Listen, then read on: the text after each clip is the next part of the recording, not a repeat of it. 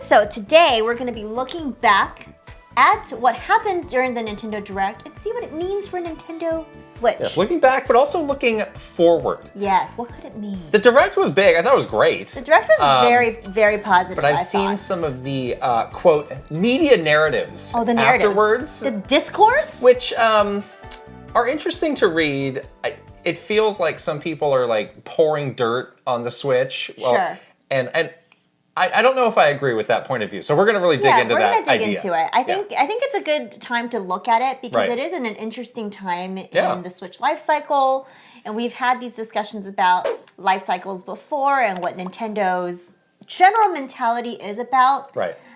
All of that. So yeah, let's just dissect all the bits and pieces. But not yet. But not yet. But not yet. Of course, everything that we do on this channel is made possible by our wonderful, beautiful, perfect Patreon subscribers. Thank you so much for all of your support. If you'd like to support us, please join us at patreon.com/KitandKrysta. We'll put the link right over here. Right now we have a fun goal. Yeah, to get back to Japan. Get back this to summer. Japan. Yep. Right. Yep.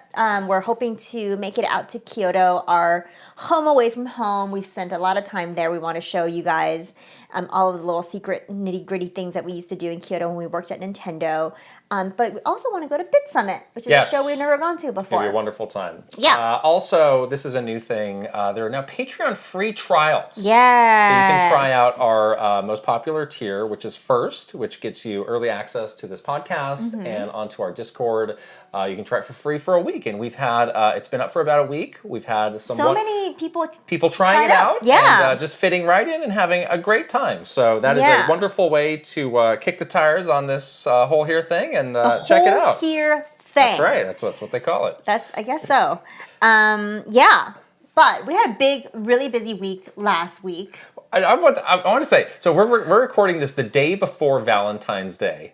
Okay. And when we were talking about what do we do with this podcast, you had suggested the idea of what if we talked about Valentine's Day snafus at Nintendo or mishaps. And I wasn't sure what you were talking about at all. I have some fun Valentine's Day. Were there any? Oh yeah. At Nintendo? Yeah. Oh. Were you not aware? I wasn't part of those, I guess. Uh-oh.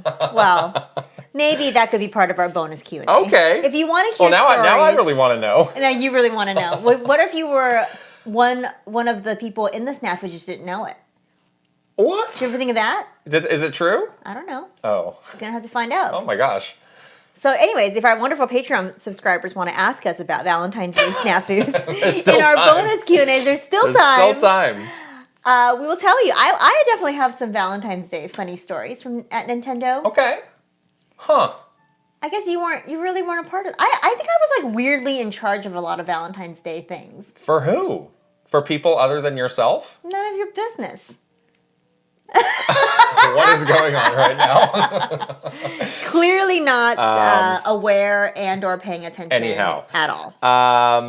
We're going to be talking a lot about the Nintendo Direct. Today, we do have up on our channel a live reaction. That was fun. This was one of our most, I think, our happiest reactions. One of our most happy reactions today. Yeah, I think we definitely had some like pure moments of surprise. Yeah. There was some stuff in the middle of that Direct with like the Metroid and the Game Boy stuff that was truly like, I did not think it was going to shadow drop that day. Right. So yeah, if you want to see our great, happy reactions to last week's Direct, it's on our channel now. Yeah. We have also streamed, it'll be out by now by the time you hear this, a great new indie game called Blanc. Which you were really looking forward to. Yeah. And I came around on it. I guess you came around. Yeah. This is the first time I think that we're playing like a co-op game together on stream, which is going to be really fun, I think. It's very puzzly, so hopefully you'll be all right. That's what you're there for, right? I hope so. Right? Walkthroughs? No. The chat will help us. The game looks incredible. The game looks really, really cute. Really cute. And we're really excited to play it. Yeah. So. Also, Awesome. We have a really great episode of Super Kit and Krysta 64 coming out soon. We mentioned this before. We went retro game shopping. Yeah, we were surprised to find that there are many really fun retro game stores here in the Bay Area where we live, and we were able to go to 3 stores. And I honestly was genuinely surprised at how much stuff there was to explore and like look for and stuff. And then things were like okay price. I was really scared. Most things were, that it was gonna be like ridiculously. You did see a Hello Kitty Street Fighter controller that was how much? Like it was like $2,000. Yeah, $2,000. I would like to have that, but for the most part, stuff was affordable. Yeah.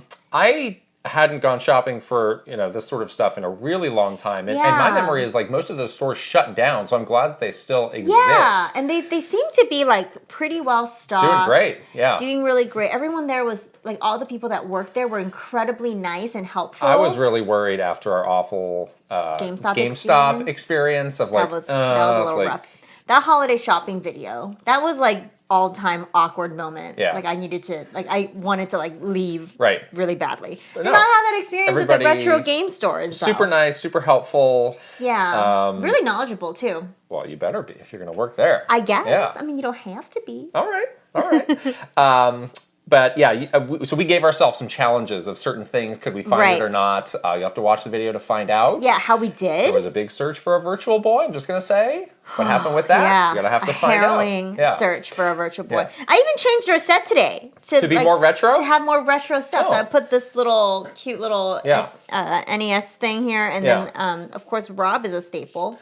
I will say this outing awakened something in me, reawakened something in me for these old games. Yeah. So I had really I still have my original NES and Super NES, but they don't really work anymore. Right. My NES, I've talked about this before. It's an issue with the pins. It's a problem a lot of people have. With a lot of old consoles. I've tried to fix it. It just doesn't work. Right.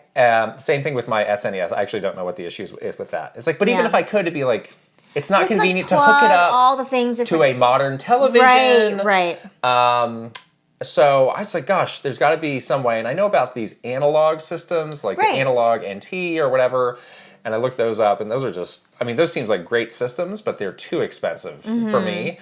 There's like, hundreds of dollars each per system. For each like NES and SNES, etc. Right. Yeah. And again, it seems like it's well worth the price if you want all of the features. I do like the Analog Pocket that people I might get one of those. That one I think is probably the most worth it one.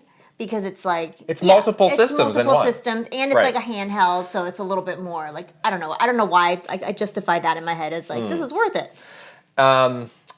That's another one though, like the Playdate, where it's like, well, buy it and wait a year. Right, which I know. Is the only thing stopping me on that. I know. Yeah. It is. It's one of those things where it's like, oh, you gotta. It's like I don't want to wait that long. Right.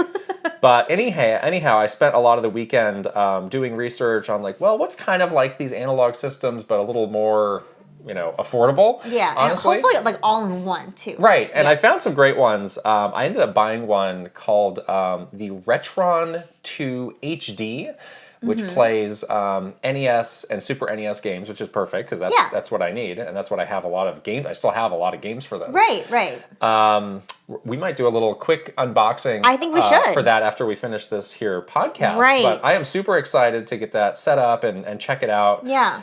Basically, it's like a system with 2 slots. One for NES, one for SNES. Right. It's easy to hook up to your TV. Right. It's got the original like controller input, so if you want to use your SNES controller, that part's really cool. You can do that, or it comes with its own controller. You can get a wireless controller too. That's probably what I'm going to end up doing. Yeah.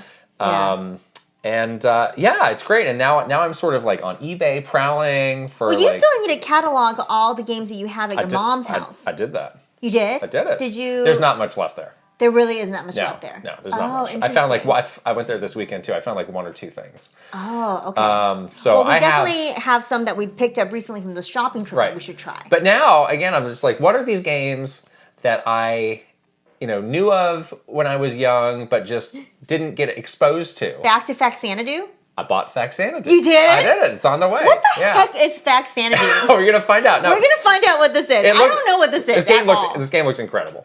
Give me the 2-sentence fast It's sanity kind of like summary. a Zelda 2, like 2D action RPG, basically. Oh, pretty into that. And this was a game that I've just read constantly about in Nintendo Power. Like, wow, that looks cool. That looks cool. But you never bought it. I never bought it. I never had a friend who owned it. Okay, So you just never. I'm beyond looking at a picture. Who has played Fexanadu, and tell us if you think that we should play Fexanadu. I actually think it's called Fazanadu. It's not called Fexanadu? Yeah, somebody told me. Well, it's called Famicom Xanadu. It's a different version of Xanadu. Is Whatever. it supposed to be like the movie Xanadu? I don't know what you're talking about with that. No, I don't think so. So it's not related to the movie. Well, I actually don't know what this movie is at all, so maybe it is. I doubt it is. Because Xanadu is a great movie. That's a 70s movie, though. Have you seen Xanadu? No, You have not seen We got to Xanadu. get off this now. But yeah, I've have a been lot of picking up here and questions. there. I've been going back through my old Nintendo Power because again, there were so many games that I saw and that you just never hear of again. Right. And there was not like a Fexanadu IP like expansion. There was no, 1, 2, 3 Fexanadu. No, that was it. That was it. One Fexanadu. So, like, what are some other games? Other games. See, I unfortunately sold off a lot of my old retro games. One that I'm getting back, Chippendale Rescue Rangers. That's a great game. I know it is. Yes. I got it. It's coming back. Yes. I want to play that with you. I still have the original DuckTales. I don't know why I kept... Oh, DuckTales! Yeah. Why did I keep DuckTales and sell Rescue Rangers? It They makes get no like sense. Sophie's Choice, the 2 Disney I don't properties. know. I don't know. It doesn't make sense. That's weird. But I mean, there are some games that I don't like. Yeah. Anything that's on NSO, like I'm covered with that. I don't. Right, you don't need to have it if you can't play it easily. I'm trying to not get too crazy deep into this because otherwise I go broke. But right, so and anything, you have to store it all. And it's like, well, okay, there's this Ninja Turtle collection that's out. Great. Those You don't games are need there. that, yeah. There's a Castlevania collection. Don't Great. need that. There's a Contra collection. I have that on Switch. Right, Great. right. So there's just little pockets of things. And just little things that I wanted to experience. Little Mermaid. I finally Disney. want to. I Buy saw it that for me. I saw that on Please. eBay, and I thought about it, and I was like, she's probably got that. I don't have it. You don't have it? I don't have it. What happened? I think it broke. It broke? It broke. It along broke with as you threw it into the dumpster? No, I think I played it too much, and it broke, and it broke my NES. I'm pretty sure that's what happened. This is a dubious. Little Mermaid broke my story. NES and then broke itself. Okay. I only have SNES games now. Great. And not very many of those either. Yeah. There is, I will say, so when I was looking at these systems, there is another one called the Retron 5. Oh. Which was a little bit too much system than I was looking to go in on. Right. Because it plays NES, Super NES, Genesis, and then Game Boy and Game Boy Advance. Wow. It has literally 5 like cartridge a slots. million slots. Which is like, That's kinda this thing looks a crazy. little out there. Wow. That's But pretty who knows? interesting. If I get going with this and this is great, then maybe I'll do a hand me down to you with this, and maybe I'll pick up a Retron 5. I don't know. Oh, I get a hand-me-down? Maybe you'll get a hand me down. I don't know. No I was promises. an only child, so I never got any hand-me-downs. But I would have. You got a birthday coming up? Just saying. There's a lot of. You things. have a birthday before my birthday. Well, I already own the thing. You have Some a good birthday. it's doing me. Can we stream off of that thing? Absolutely. That is See? so cool. That's right. We should totally do that. Yeah. Anyways. All right. Well, enough that on is that. the retro Watch that episode, yeah. of our lives. That's right coming now. out soon. Right. Last thing is we were recently, well, it's not out yet, but we recorded an episode of the Shine Sparkers podcast with Yeah. the good people at Shine Sparkers. If Very you don't know, nice people. They are a Metroid fan community who I actually remember working with for a long time at Nintendo. Yeah. Long time. So it was great to join their podcast, and we recorded that the day after the Direct. I mean, that was just the perfect timing that we didn't know what's happening. We had been on the books with them for weeks. I was like, what are we going to talk about? I don't know. Yeah, I mean, there's nothing Not a lot Metroid-y. happening right now And then for all of a Metroid. sudden, there was like a million. We had so many Metroid things games. to talk about. Yeah, and we were like, perfect. Yeah. It was like it could not have been better timing. We were all fresh off that Direct. We also had streamed Prime Remastered earlier that day, Right. and then jumped on to do the podcast, to record the podcast Yep. with them. So it was like it could literally the timing could not have been better. Which Right. is amazing. They said that's going to be out around the end of the month. I don't know. We'll give everybody a heads up if you want to check that out. Yeah, exactly. We're excited to be there, and they were so nice to have us. Ooh, this is going to be a jam-packed episode. I can feel it. Can you feel it? I can feel it. Feel it! Before we go any further, this episode is sponsored by Care Of. Yay!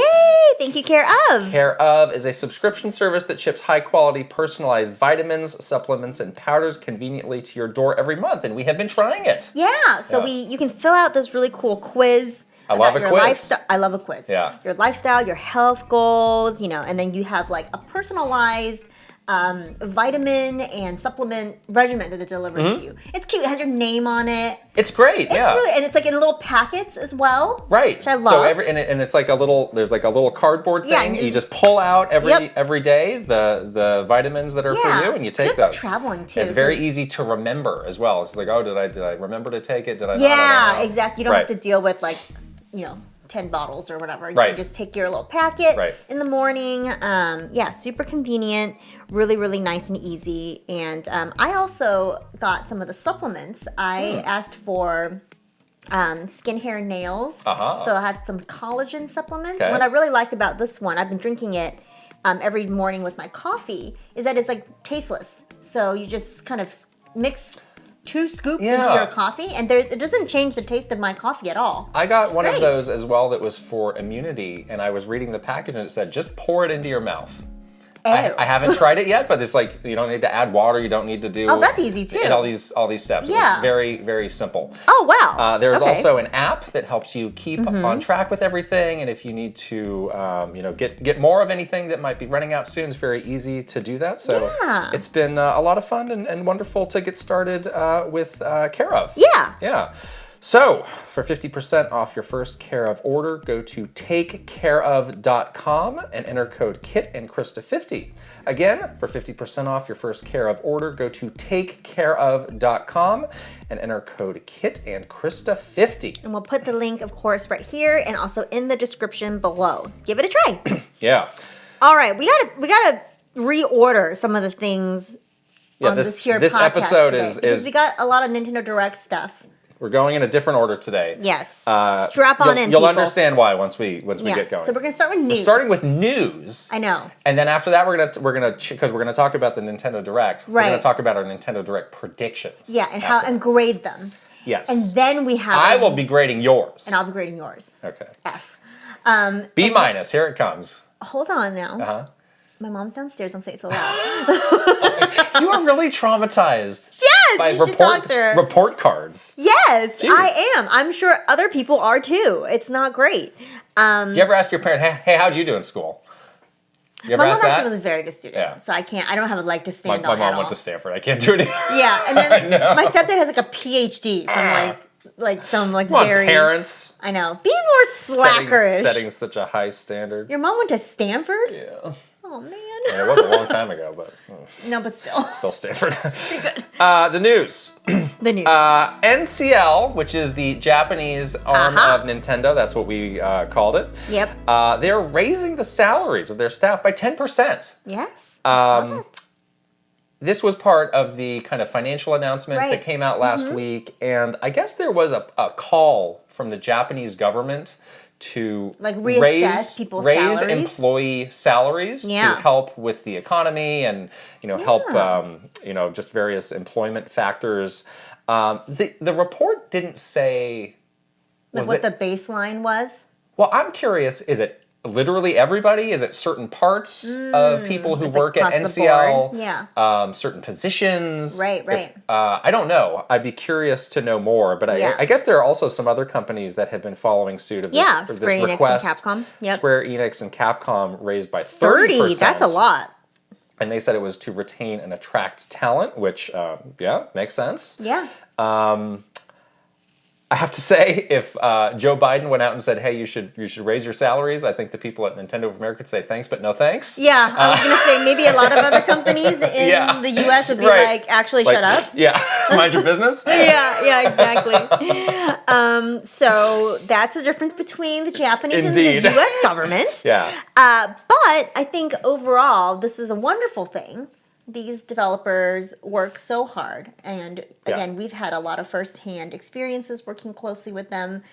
The sheer amount of hours and just blood, sweat, tears, the heart that gets poured into their work is above and beyond anything you could ever imagine. Yeah. And they deserve to be paid millions and millions of dollars, but they don't. So I always got the sense that Nintendo's developer salaries were pretty good by Japanese developer standards. Yeah. They would get paid for overtime. Yeah. Which is, if you're working these long hours, you better be getting paid for it. So that's great. Yeah. But yeah, I think this is still an issue in Japanese development of like, I don't think developers get paid all that much. I don't think so either. I think it's, if you compare it, say, to like a tech salary, it's quite a huge amount lower. Right. And they certainly deserve to be compensated fairly for the work that they do. Yeah. So good for them. I'd also like to have a conversation with some of my friends still at Nintendo of America and see if this might be an awkward question asked at a all-company meeting or something. Say, hey, how about us? That's coming up. That is coming up for you. Well, something for the effort here. Yeah. Nintendo has their annual performance reviews around the summer time frame. This could be a fun thing to ask your boss. Where's my 10%, buddy? Yeah, that was not the raise we got every year, people. Not at all. But good for them. Good for them, yeah. There is around Metroid Prime Remastered, which we'll be talking about later, this interesting controversy which is brewing around the game's credits. Yeah. So there was this fella, Zoid. Not to be confused with we have Zoroid. Zoid was a member of the original Metroid Prime dev team, and he shared in a tweet. In the credits, it just says, based on the work of Metroid Prime, original Nintendo, GameCube, and Wii versions development staff. Mm-hmm. And they didn't go out to including by name. The names, yeah. All of those people. And Zoid is a little bit disappointed, and he said he worked with so many great people who deserve to be credited. And it really got people talking on this topic. Yeah. Of credits. Yeah. I think every game company handles credits a little differently. You got Guerrilla credits, for example, after a Horizon Ubisoft game. Credits. And you can just basically make yourself a whole dinner and eat it, and the credits will still be rolling. Yeah. And then you have, by contrast, Nintendo's credits, which were the most bare bones credits ever. Right. So I don't think there's an industry standard around credits, but it is interesting in this particular instance because it is a remastered game. Right. But obviously, it's remastered from the original Based game. on the original game. Yeah, so it is. I think it's a little disappointing not to include the people that worked on the original game. Yeah, maybe the industry should try to standardize. Come up with a standard for this, because it seems to be an ongoing point of contention and frustration for developers. I wasn't credited, or I was put in special thanks because I left early. Right. That kind of thing. Yeah. So this seems like something that should get ironed out. In this case, I don't think Nintendo was being malicious with this. I don't think so. I think they were, and this is just purely my guess, is I think they were saying, yes, we want to, note the people who worked on those original games.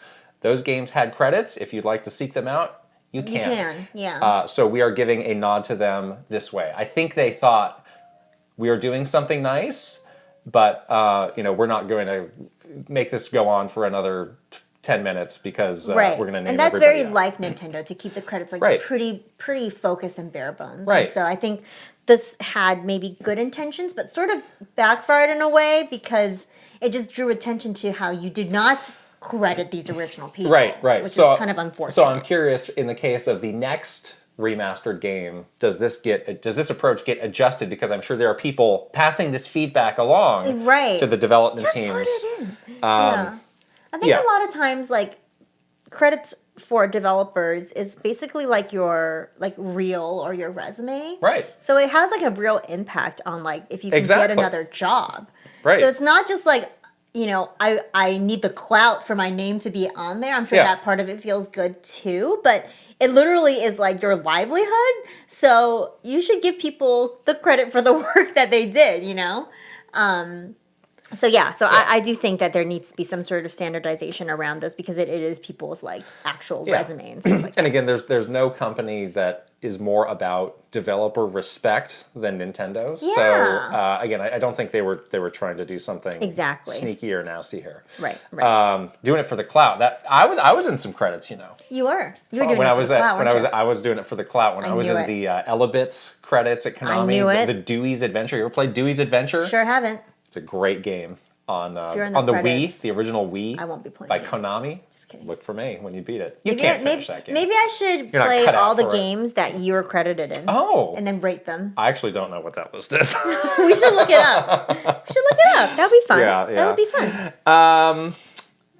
We have just got past the Super Bowl. Ah, yes. The big game. The big game, as they say. The big game. We don't have to call it that anymore. And as predicted, there was some stuff movie for the Super Mario movie. Okay, that was. This is some high tier stuff Incredible. by the Mario movie marketing team. So if you haven't seen it, a little bit before the game, they launched kind of a fake web page for Super Mario Brothers Plumbing, Right. Which looks like a real kind of janky web page. It looks like a janky web page that a local plumber might have. Right. There is a commercial in the style of the movie. Right. Of, call us if you've got a problem or something. Yeah, but it looks like an infomercial. It did. It was a kind of grainy. And it has like the testimonial from the housewife right. that had like, the plumbing issue or whatever, and you got Mario and Luigi hamming it up in their little vans and stuff like that. Yeah. There is a phone number that you can call. It, or you can text them. Too. And this great like Italian, It's Luigi. Luigi. Who do you mean? Who is it? No, I'm saying like the accent is great. Oh. It's got like a New York. Well, it's Luigi. Oh, yeah, it's Luigi. Jeez. I'm glad it was Luigi and not Chris Pratt. Anyways, There's too many lines for Chris Pratt to get through. Right? It's like, what was it? A lot of syllables here, Chris. Turtle dropping, turtle stomping, turtle drop kicking. Anyways, it was great. It was so creative, right? And just amazing. And this is like the kind of stuff that you love to see around it becoming like Mario becoming like an entertainment property. And the commercial was using the song from the original Super Show. Yes. The TV show. Yeah, the little rap song that they right, have. right. Yeah.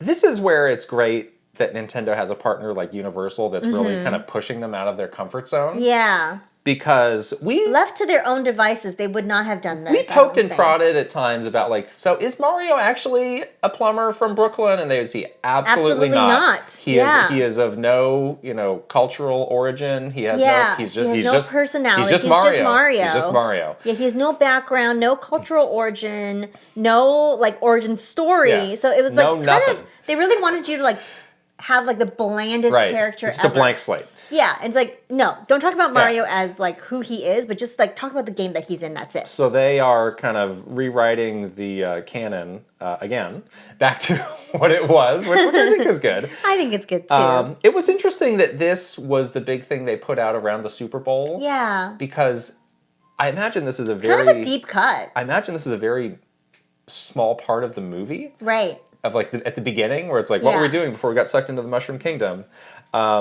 I mean, I guess it's tickling some nostalgia bone for somebody. I was going to say, maybe they thought that, like, if anyone, watching the Super Bowl, like a more general audience, maybe they would associate Mario most closely with a plumber. Yeah. And not with, like, any sort of game reference or even a movie reference or a reference from a previous trailer. So this is maybe, like, the way for them to reach the widest audience, and also it was funny and clever and interactive, so that was good. That boded really well for them. Right. I will say, this is all stuff that we talked about doing at Nintendo, tried to do at Nintendo, but for whatever reason, like, we couldn't do it. This is super hard stuff to do, like making, this kind of fake property that has all these different hooks into it.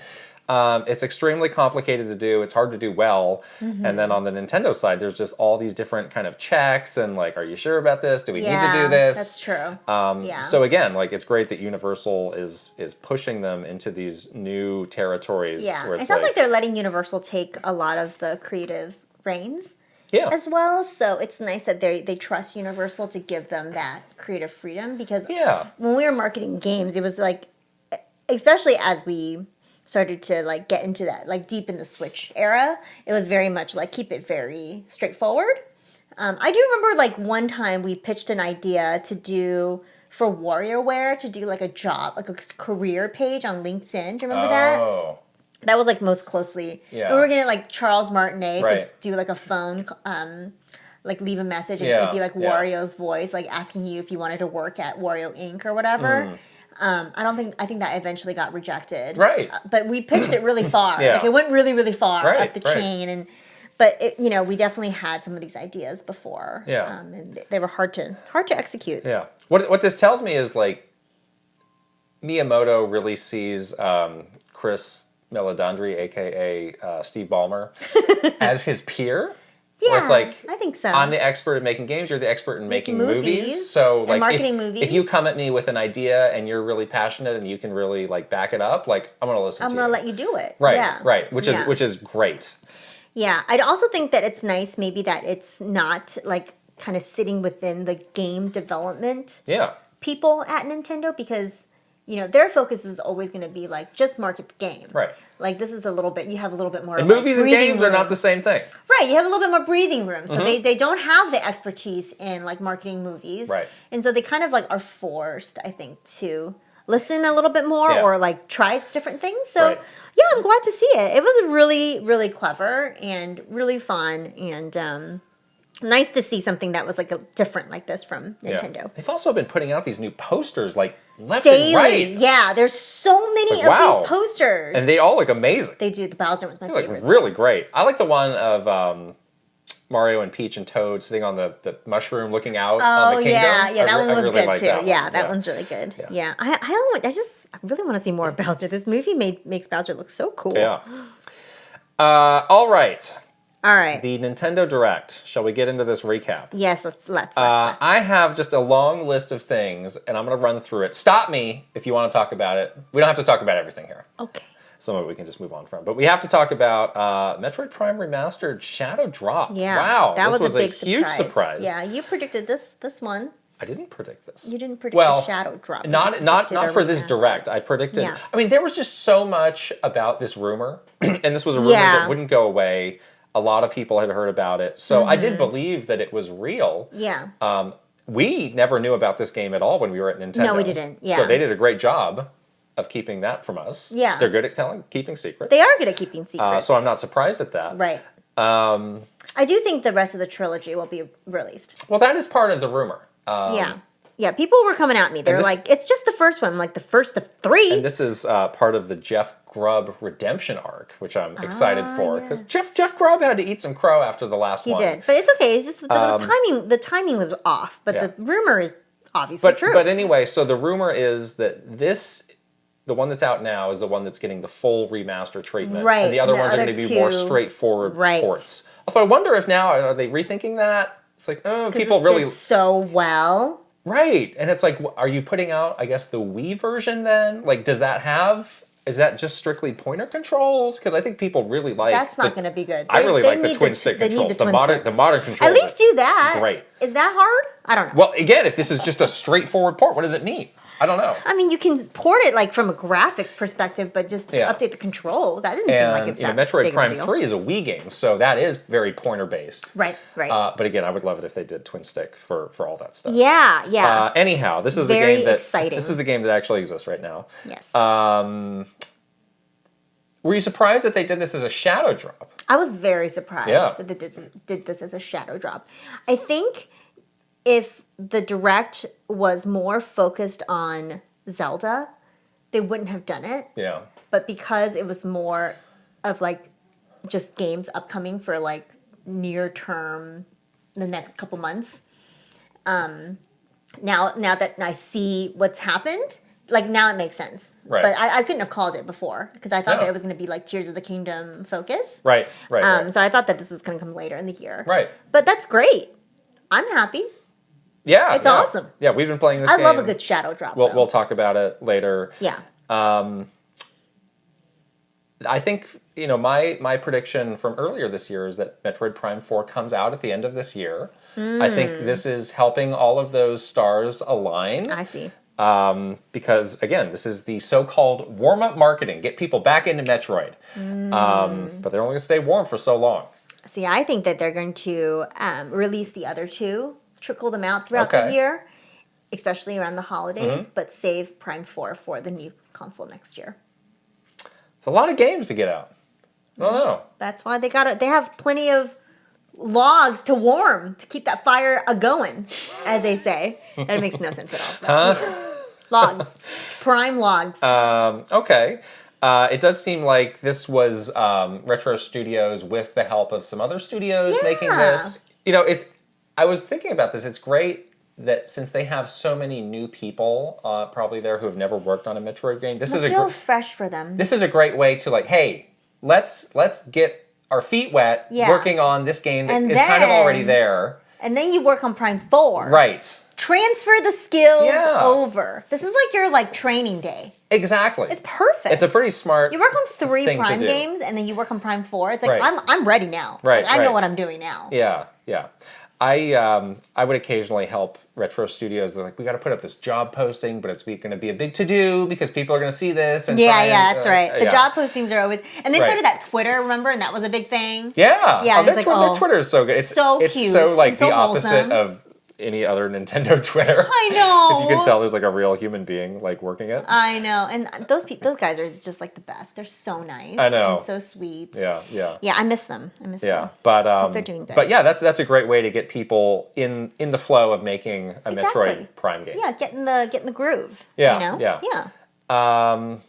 The other big surprise, and this was back to back with Metroid, so it was really, this was a hype train moment. The Toad meme. On NSO, Game Boy and Game Boy Advance coming that day.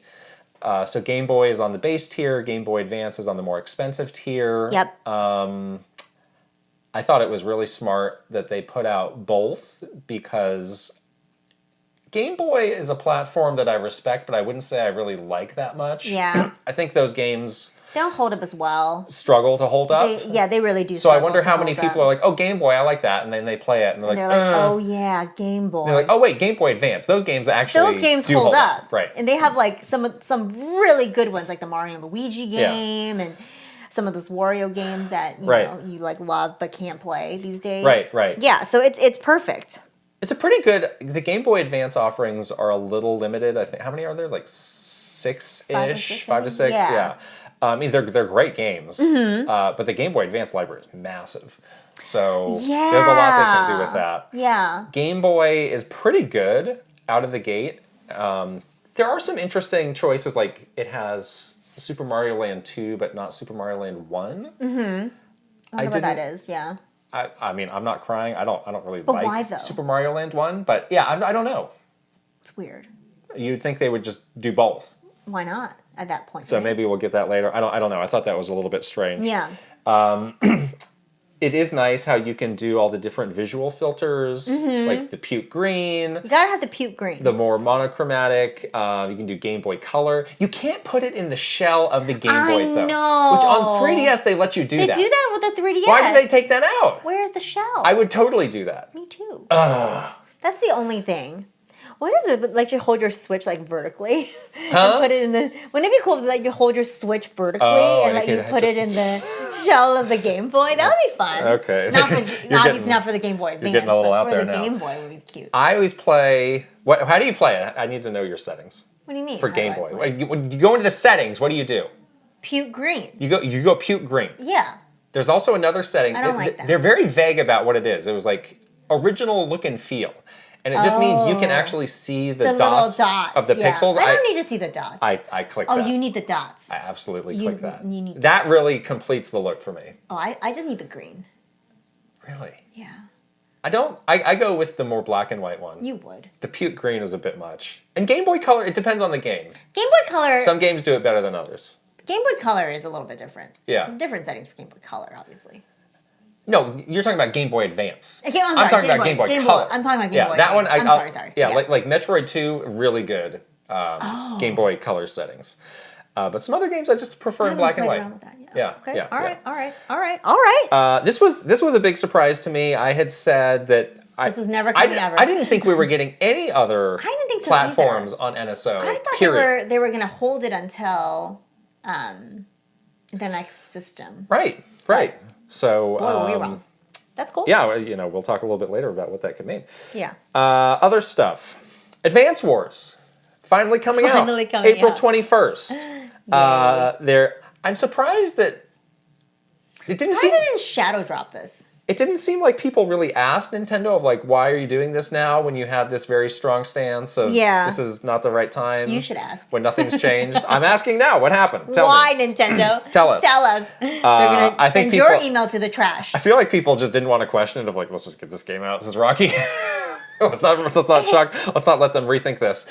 Oh my gosh. Whatever. It's fine. Maybe after it comes out, people will ask that. They'll retroactively unrelease it. Yeah. Jason Schreier is going to have that email ready to send on 9 p.m. on April 20th. You need to take your game back to Walmart. We're going to be taking it back and holding on to it for a few more years. Oh, yeah. Okay, yeah. They're going to have they're going to have like some sort of, the ninjas will come in and confiscate your game. Right, right, exactly. All right. That's great, though.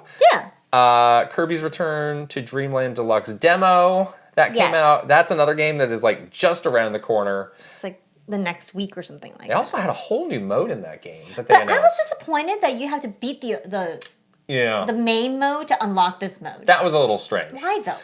Because you think a mode like that is like, all right, you know this game inside and out. Yeah, this is like the new thing for you that you can try. Yeah. I don't know. Bayonetta Origins coming out March 17th. I completely forgot about that game. That's very soon though. You really did. Pikmin 4. This started. This is the Switch, the direct intro, basically. Yes, this started the show. This is coming out July 21st. That's like a lot earlier than I thought too, for some reason. Oh really? Yeah, you thought this was a holiday game more? I thought it was a holiday game, yeah, or like September-ish. Okay, early fall, early holiday. Great. Yeah. They really that dog though. What's the name of this? It's a Japanese name. But then I saw a pronunciation that was not Japanese. Oh. So I'm confused now. I need confirmation. The armless dog. It has no arms. It has 2 legs and no arms. 2 legs and no nose also. But it's a little strange I'll admit it's a little strange when you look at it. It's pretty cute though. It's cute at first glance. It's cute. Weird. I'll just glance. Weird cute. Okay. Yeah. That game is looking good. We didn't get a lot more.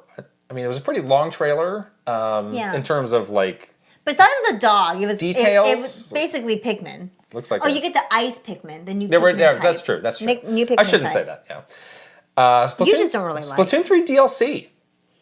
This was we called that. So there's this. It's kind of 2 parts. There's one part where you get to Inkopolis. And it was a little bit vague about what you can. Yeah, it's like what exactly what the point of this is, or is it just like a look? And then the second part was like a very like arty single player campaigny. Yeah, kind it's of like thing. An artsy trailer, which I'm very curious. Very artsy trailer. Very cool. I was into that. Yeah, I want to know. It piques my interest for sure. Yeah. DLC is out for Fire Emblem Engage. That's really soon, or that was really fast turnaround. They were already selling it to you when you bought the game at launch, so yeah, they were ready to go. Take your money. And they're ready to take that money. There was DLC for Xenoblade Chronicles 3 featuring Shulk and Rex. Rex I didn't recognize. Rex got the glow up. Wow. Rex did get the glow. Wow. Yeah. Did his voice get the glow up? That we need to find out. You need to do voice acting. I'm dead. We saw the first bit from the 4th wave of Mario Kart 8 Deluxe. What do they call this? Booster pack? Something? It's DLC. DLC. Yoshi's Island track. This looks great. Cute. This looks really good. Yoshi's my Mario Kart character. So oh, that's right. I'm into this. Yeah. Pink Yoshi. That was all we saw. We didn't see any other tracks. Baten Kaitos 1 and 2. People seem very excited about this. I don't know much about this. That's a cult hit from GameCube. Yeah, I don't know much about this. I haven't. This is like that card game thing, right? Right. Yeah, it's like a card RPG kind of game. I knew of these games. I didn't play them, but it looks good. Yeah.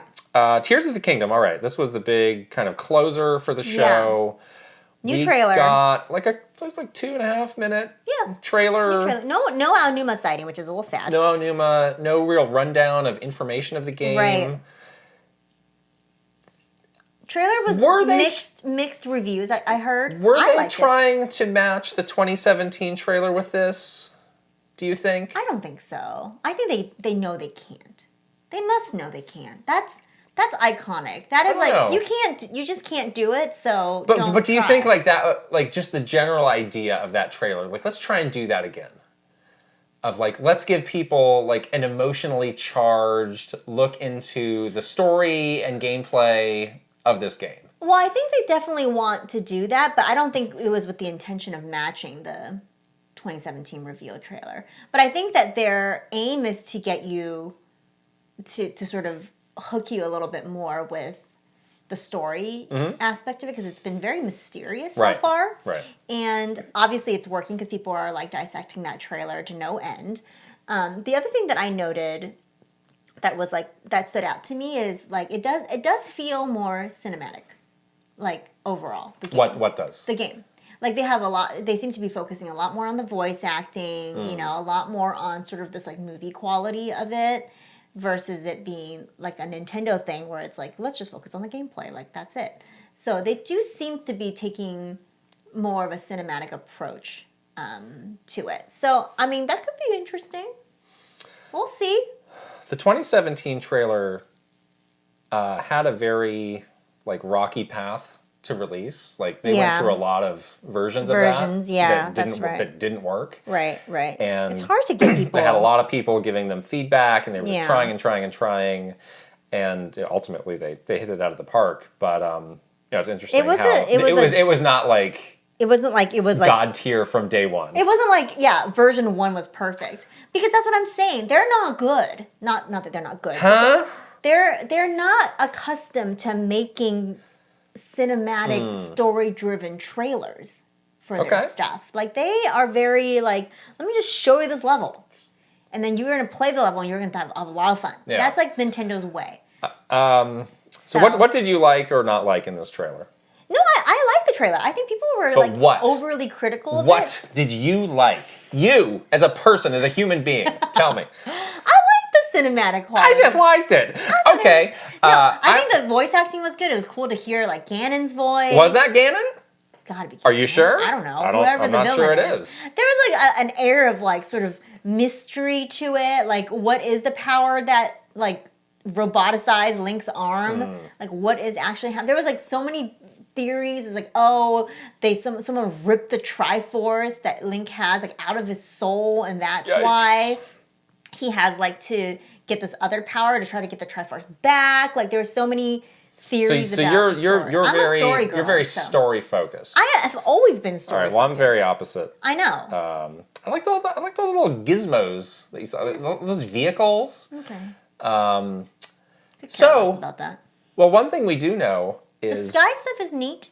The game's director, Mr. Fujibayashi, is a big car nut. He loves cars. And he was the one who was in Mr. Aonuma's ear about the Master Cycle Zero. Yeah. So I wonder if this is him. He's like, let's keep going with this. This was great. He was like obsessed with the Master Cycle. Right. And was disappointed that it came out as DLC. He went to the car show. The LA car show when he was in town for the Game Awards. I told him that I was going to get him a license plate that says like like Zelda, like whatever. TRIFRC or something. Yeah, exactly.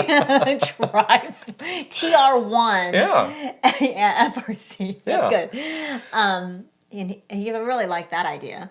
Great. But did you do it? No. How disappointing. Maybe now I can. He's let down by you. He is probably. So I mean, the whole verticality of the game does look good. I mean, there does seem to be a lot there. Yeah. In terms of traversing not just the ground now, but the sky. It seems like it's going to be very easy to get into the sky, and you're going to be doing a lot of moving around when you're in the sky. Yeah. Which I think is cool. But that's something that we kind of expected, though. So in terms of like things that were new in this trailer, I think for me it was definitely the story stuff, because we kind of knew that it was going to be about like this kingdom in the clouds that you're also exploring. Well, I don't know. I mean, Skyward Sword was a very like hard line between like you're in the sky and you're on the ground, and there's like a big loading screen in between. And obviously, you think you're seamlessly going through both? Absolutely, because you saw him get on his little flying chariot thing and go into the sky, and it seemed to be like layers and layers of stuff in the sky, and a lot there. So, all right, if it's almost like there's the base world map, and then there's like almost a whole other world map of stuff to check out on that's exciting if that's what it is. This is all like it was like grinding on rails, getting extreme, doing some extreme sports. Yeah. There was like a cool like bow and arrow where the arrow was like flying around. Yeah, like there was definitely some sort of like superhero like Iron Man type of stuff happening. A little Iron Man-y, which I'm like a little cheesed out by that, but whatever. It's fine. So we still know less to nothing about this game. Yeah. But the character art that they released days following it has also just... It's very interesting. Like, which one? They released one of Zelda, one of Link, and... Were those new? They looked like a little bit more detailed and more close up maybe than before. I don't know if they're like new. Yeah. But it's like, what time period? Like, why does he look like a caveman? Like, I got a lot. His hair is voluminous, and he has like he's wearing like it's like Fabio style or he's something. Got like romance novel hair, like does. Harlequin romance. But then he's also wearing like a like a tunic, like a kinda. caveman. Yeah. Kind of. Yeah, what's with this? What's with this look and feel here? I don't know. It's very strange. Prehistoric Link. Yeah, is it like I was wondering, like when is this? What time period are we in here? Okay. Yeah. Anyways. They also announced the limited edition for the game. Well, that's pricey too. Which was pricey yes. and Amiibo. To my eye was not really worth it. To each their own, though. A little closer. I'm sure it's immediately sold out. So there's that. It seemed to be going fast. Amiibo that looked really cool. It was of the statue they had at Nintendo Live. Yeah. That must be like the main sort of look pose that they want Link to be in. People were saying that changes the parasail. I hope it does more than that, because that's not a lot. Oh yeah, because they have the Majora's Mask parasail, which looks like a kite now. Yeah, and you could use the other Zelda amiibo to do different parasails. I like how you can scan those, and used to be for like stuffs. I spent like an hour with the first game, just like doing it all. Yeah, and then I got like so much chest raining out of the sky. Chest, yeah. It's fun. Get some good weapons that way too, though. And some costumes. Food, costumes. Yeah. It was useful, I thought. Yeah. This was not in the direct, but it was confirmed that the game is $70. It is. Which that's the base game. People are talking about this. Yeah, people are talking. I'm not happy about it, that the game costs more money, but I understand why they're doing it, which is basically because they can. Right.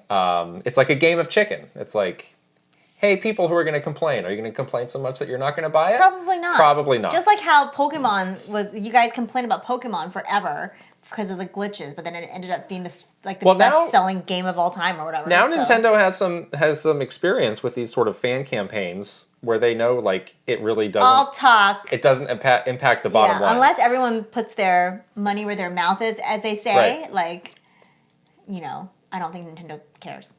I just want these developers to be paid fairly. Yeah. So if I can help them be paid and have the development team have, like, longevity to continue to make really great, awesome games, then, like, I will pay the extra $10. Like, it's going to be okay. Yeah. I mean, some people are very, very mad about this. Yeah. 2 coffees, guys. It is 2 Starbucks coffees.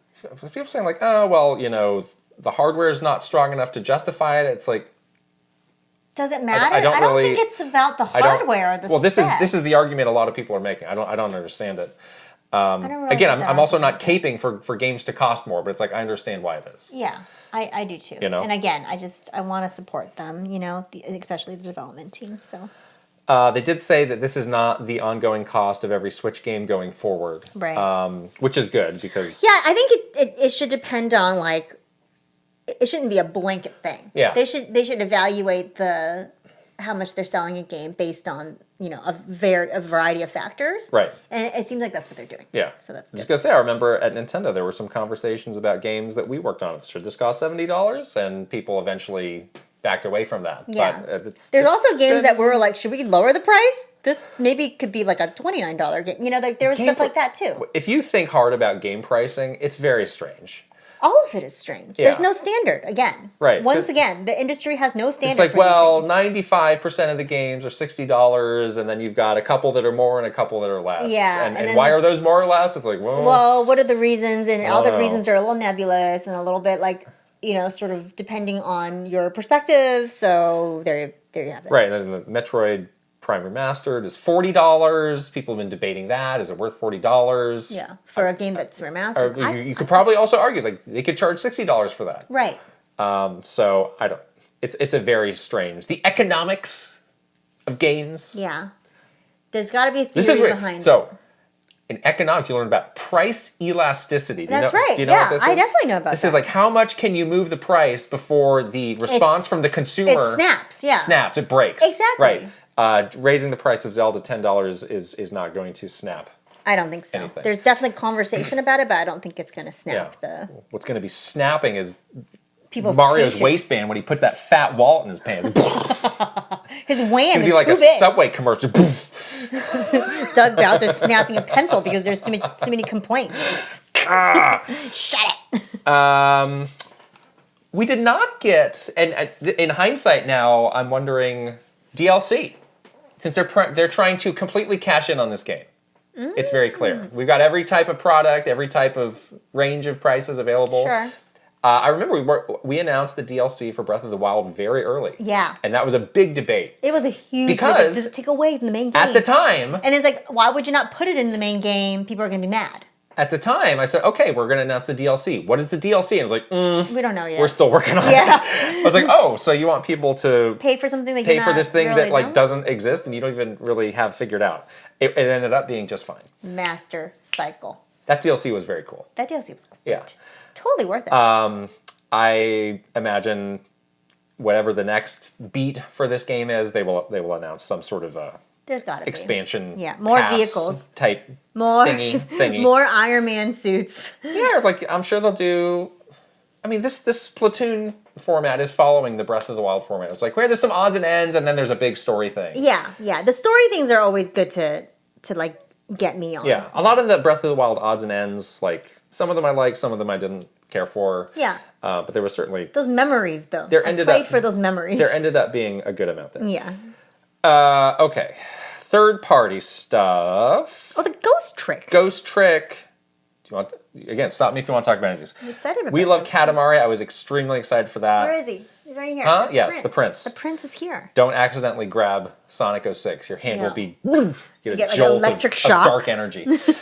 Etrian Odyssey Collection. That's 3 games in 1. Yeah. And then we had these 3 games from level 5. It's like level 5 has risen from the dead. Like this was like redemption arc for level 5 because all of these games were games that I for sure thought were like dead forever. But yeah, Layton, Fantasy Life, and Deca Police is their new IP. Yeah, Deca Police is basically Astro Chain. But no more Yokai Watch? Where's the Yokai Watch? No more. Let's try that again. Learn their lesson. Learn their lesson. Give it good. another shot. Reggie is not going to do a wiggly dance. Not gonna. The wiggly dance. There will be no more special meetings. There won't be meetings. There won't be no more dancing. donuts. There won't be donuts. No. There won't be watches. Timepieces of all sorts. You forgot about the fashion game, Fashion Dreamer. Oh. Sin Sophia. Oh, you're excited about that. Same developers as Style Savvy. We found that out, yeah. Yeah, we are, not we, I am. You are. Very convinced. I'm happy for you. No, it is. I know. We convinced of what? A fact? No, I'm very convinced to buy this game because of Sin Sophia. See. Yes. Yeah. Well, I'm happy for you. I'm happy for me too. Great. Yeah, I'm excited. Did I miss any big things from this direct? This was jam-packed. It was great. Yeah, no, this is it. This is good. Letter grade for this direct. I gave it, I think 8 out of 10. So B+. 8 out of 10 is a B-. 80 out of 100 is a B-. So I guess you just gave it a failing grade in your book. Oh, no. No, I think your mom's going to kick down this door to ground the direct. You gave it an A? I gave it a 9 out of 10. 9 out of 10. 90? Some people did point out, like, well, there were actually not a lot of new games announced, which I can understand that. They did stick to what they said they would do, which was games for the first half of the year. And normally they don't do that. They give you a handful of surprises that go beyond that. Right. They didn't. So I don't think we should penalize them for doing what they said they would do. Right.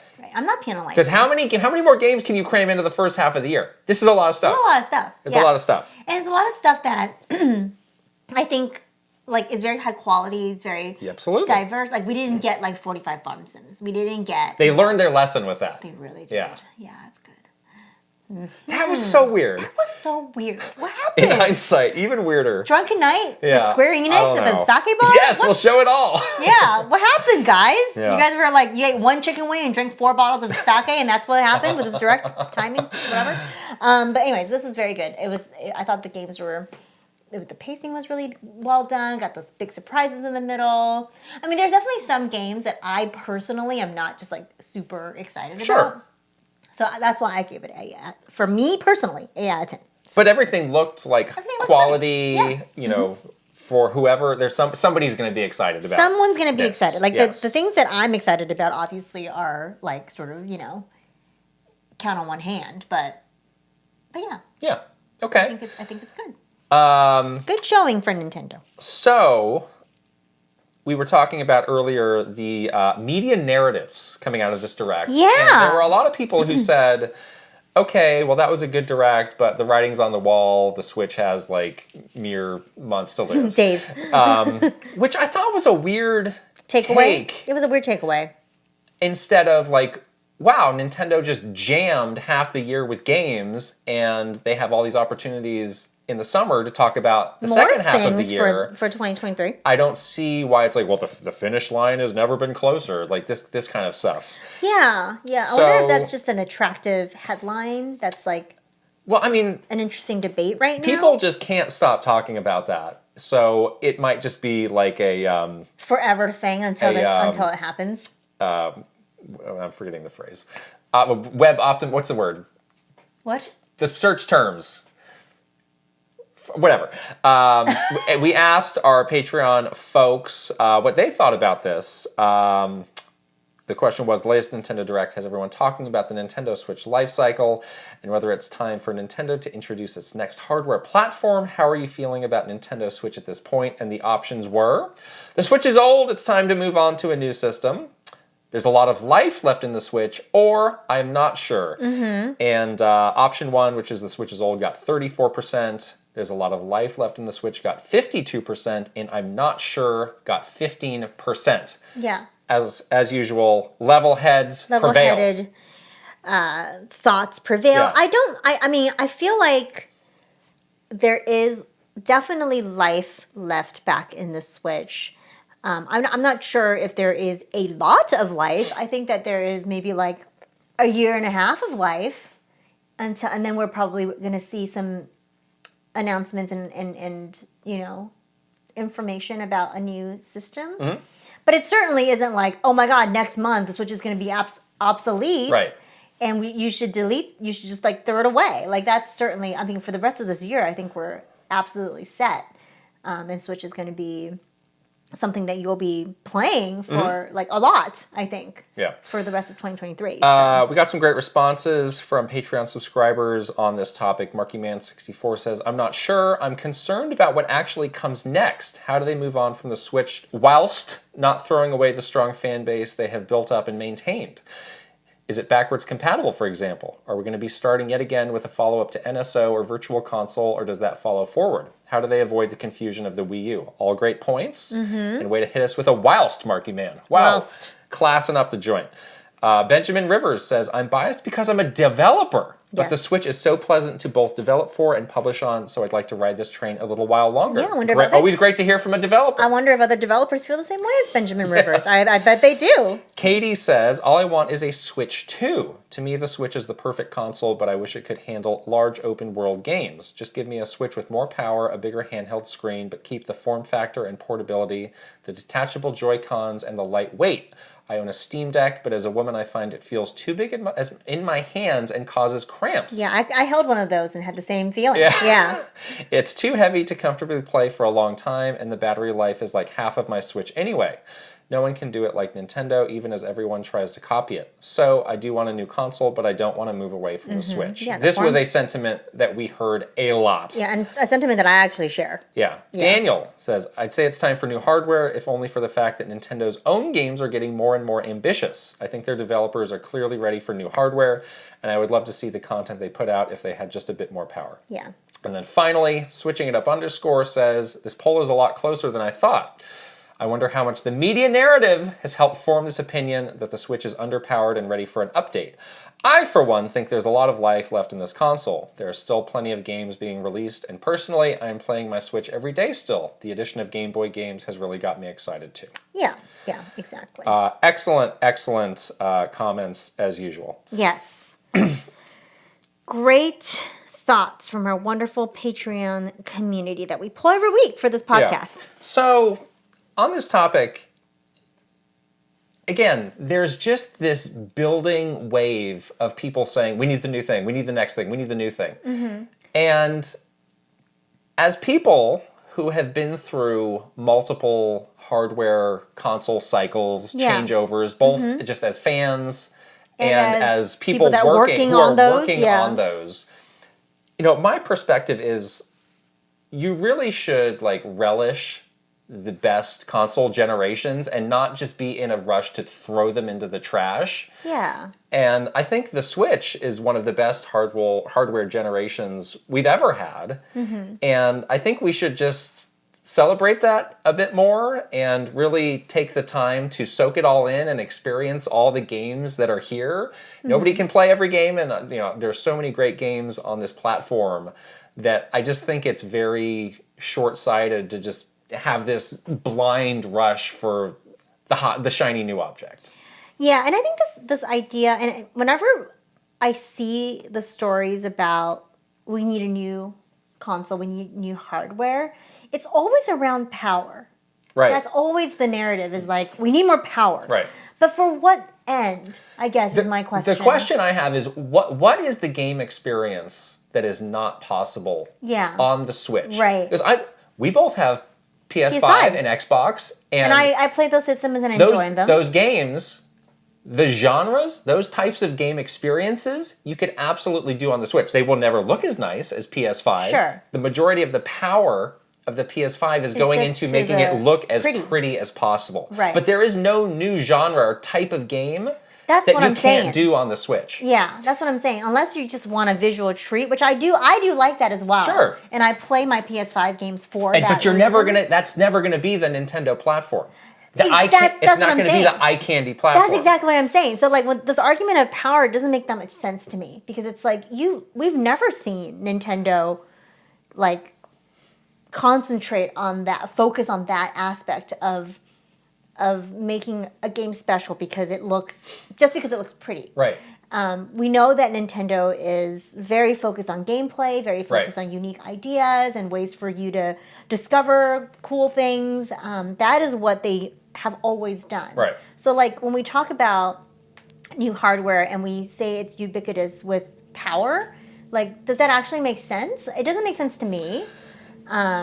So now there's like a street cleaner thing coming by. And people will often point to like the same handful of games. They're like, well, look at Pokemon. Pokemon ran like trash. It's like, yeah, it did, but I don't think still had fun though. I don't think that's because of the Switch. Like, there's plenty of other games that have the same scope as Pokemon that run fine. I think that was just like a development like mistake that they made, or they didn't give themselves enough time, or they just screwed up. But also, people didn't care.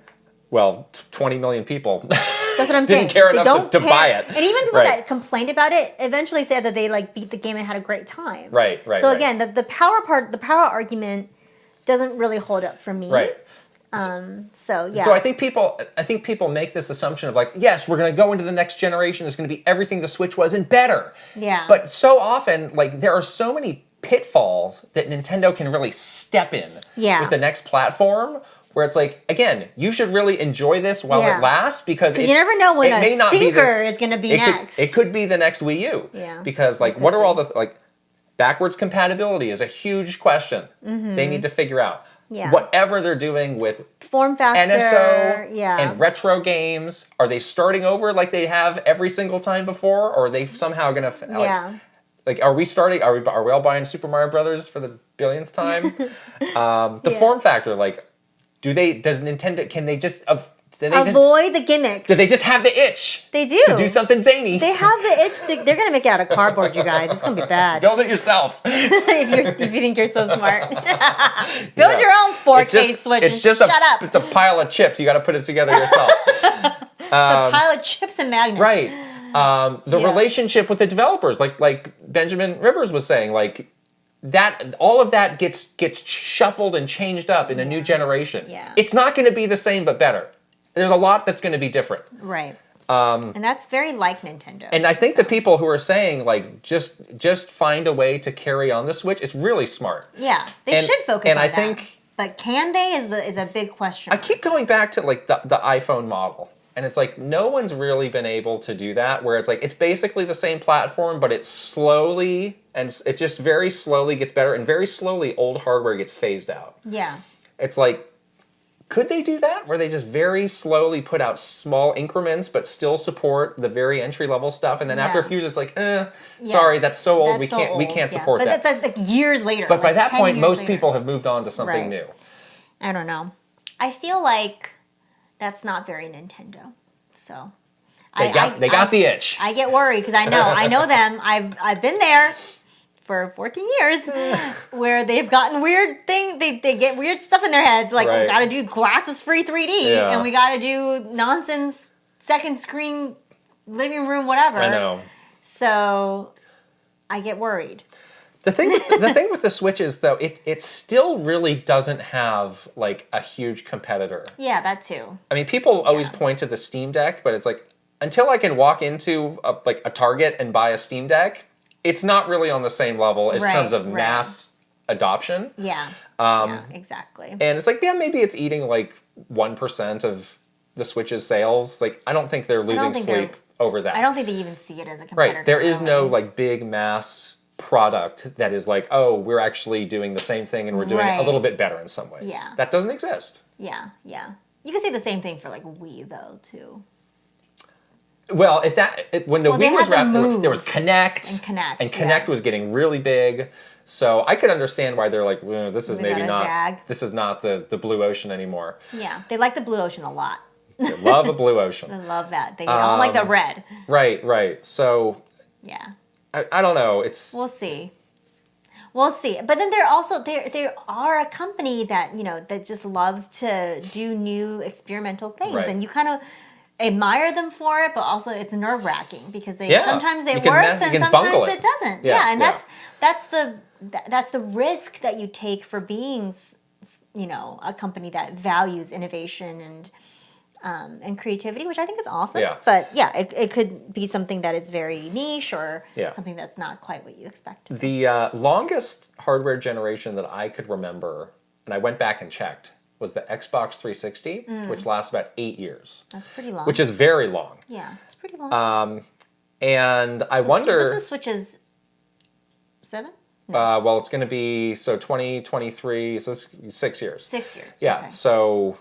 could they squeeze 2 more years of life? When the Xbox 360 was wrapping up, I didn't feel like, God. Oh my gosh, finally. Thank God, finally I can move off of this thing.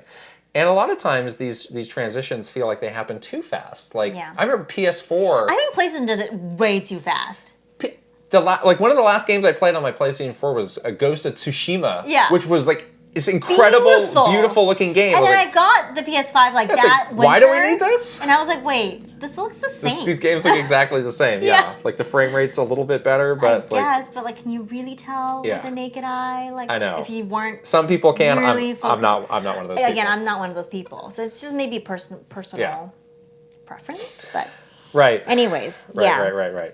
So yes, I think the Switch has some life left. I do think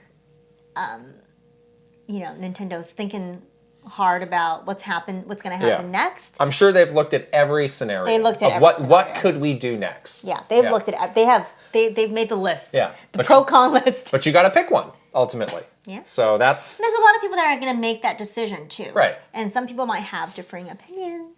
If you're a developer or you're a business person, you might have 2 different opinions because... Who's going to be the final decision maker? I don't want to say the name, but I have a name in my head and it's causing me a lot of concern. There's no Mr. Iwata to say this one.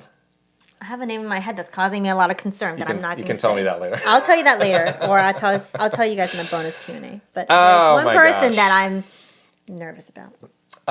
Good discussion on that. Yes. So we're going to go back and we're going to keep talking about this Nintendo Direct. There's a lot. We're going to grade our predictions. Yes, I'm nervous. I just got logged out of the Google document, so you can get us started, please. Okay. Why does this always happen? This happens so much. Well, I pulled up my predictions. Yes. So I'll start with, let's start with our first party, because we had 4 different sections. First party, third party, non-game, and zany. I think we failed the non-game section. Whoopsie. But let's start with our first party predictions. I said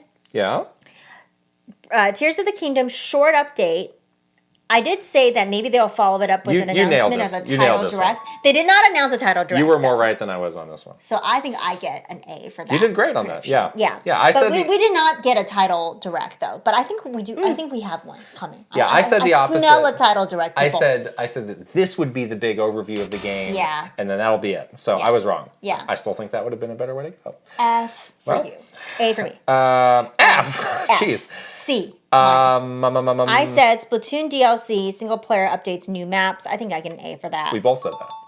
Okay, A for that. Yeah, so we're both pretty spot on with that. Not new maps. I mean, there's new hub world. Back on Zelda. What did you say about Wind Waker and Twilight Princess remasters? Not coming. Not coming. I said that too. Yeah. But where is it? Listen.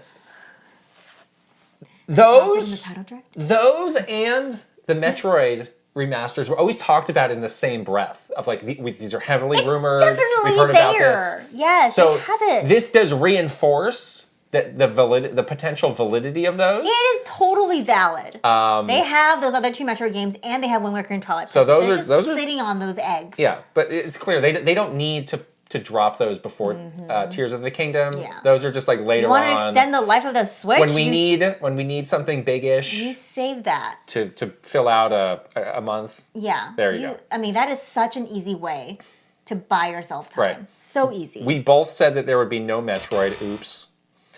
Yeah. I said there was no Metroid until later this year. So we were both... That's why I was so surprised. But that's great. We both said Advance Wars Shadow Drop... Didn't really shadow drop, but we did get It's not a complete whiff. I think it was a B. I mean, you said it was launching. Yeah. Yeah. It's soon.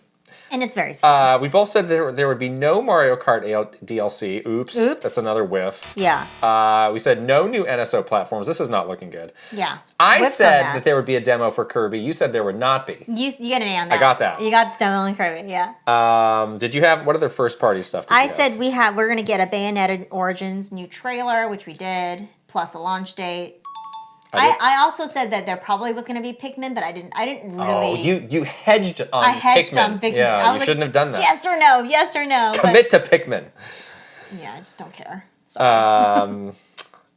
Anything else first party? No, that's all I had. Yeah. Third party. This was a big. All of it. They were all big swings for me though. The one that I'm really surprised. Oh, you didn't get the Final Fantasy Pixel Remastered. Yeah. I'm shocked that was not in there. Where is that? Well, again, it's coming out on spring on Switch. They need to announce a date. That would have been the perfect place to do it. Why didn't they do it? They're being so weird with this game. Oh, this is another drunken Square It's just like, whatever you think we should do, we're not going to do it. Sake night. Yeah. They got bared with the farm sim, and they did not discuss the launch timing for it was terrible. Pixel Remastered. Yeah, that was bad. I could definitely not have called all of the level 5 games. There's no way I could have called that. Nobody could have. That's ridiculous. I had Soakson. Haha. It's not there. I did not get any Fae Farm updates, which I was a little frosty about that. I had some other, again, I had some big swings in third party. I said Hi-Fi Rush didn't happen. Didn't happen. Dragon Quest didn't happen. Assassin's Creed didn't happen. No. Yeah. Those all, though, in the future could happen.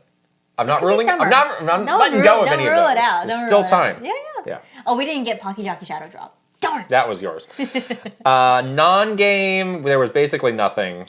I know. We were really, Lego Zelda, no. Mario Movie, no. Although Nintendo Live. It did happen. We're partially correct. For Mario. Because we talked about something leading into the Super Bowl. There was a Super Bowl. That's true. The Super Bowl thing was very cool. Got to give ourselves some credit for that. Okay, but we did not give the Nintendo Live announcement. No, we didn't. What? But again, if they want to do that, they got to do it soon. So maybe they're going to stand alone. Yeah. Big enough for a standalone, or maybe they're just not ready yet because they need to get their ducks. Well, they better hurry up. Ducks got to be. Yeah, it's almost. I mean, Timmy and Tommy on the East Coast want to fly out to wherever it's happening to go to this. Yeah. Huh? Timmy and Tommy, Dodo Airlines. Oh. And then Zany. We got no devs. We got nothing. There were none. Only it was Mr. Takahashi. Was that, and he's not. Yeah. He was snapping away left and right. He really was. Yeah, he was having a great time. He was having a fit. Yeah. No Doug or anything. No, they're never. No Aonuma. We're never seeing Doug again. I swear to God, he is. Let him out. He is locked up. He is locked up tight. Locked up. They've thrown away that key. That's sad. Poor Doug. I miss him. I miss his face. He did say that people should get their bingo boards ready. Okay. I wonder if he got in trouble for that, actually. Yeah. Anyhow. So, Overall grade. I guess we grade each other. How would you grade me? I'm going to give you a C-. What? I think your biggest whiff was with Zelda. That's really harsh. Zelda was a big whiff for you.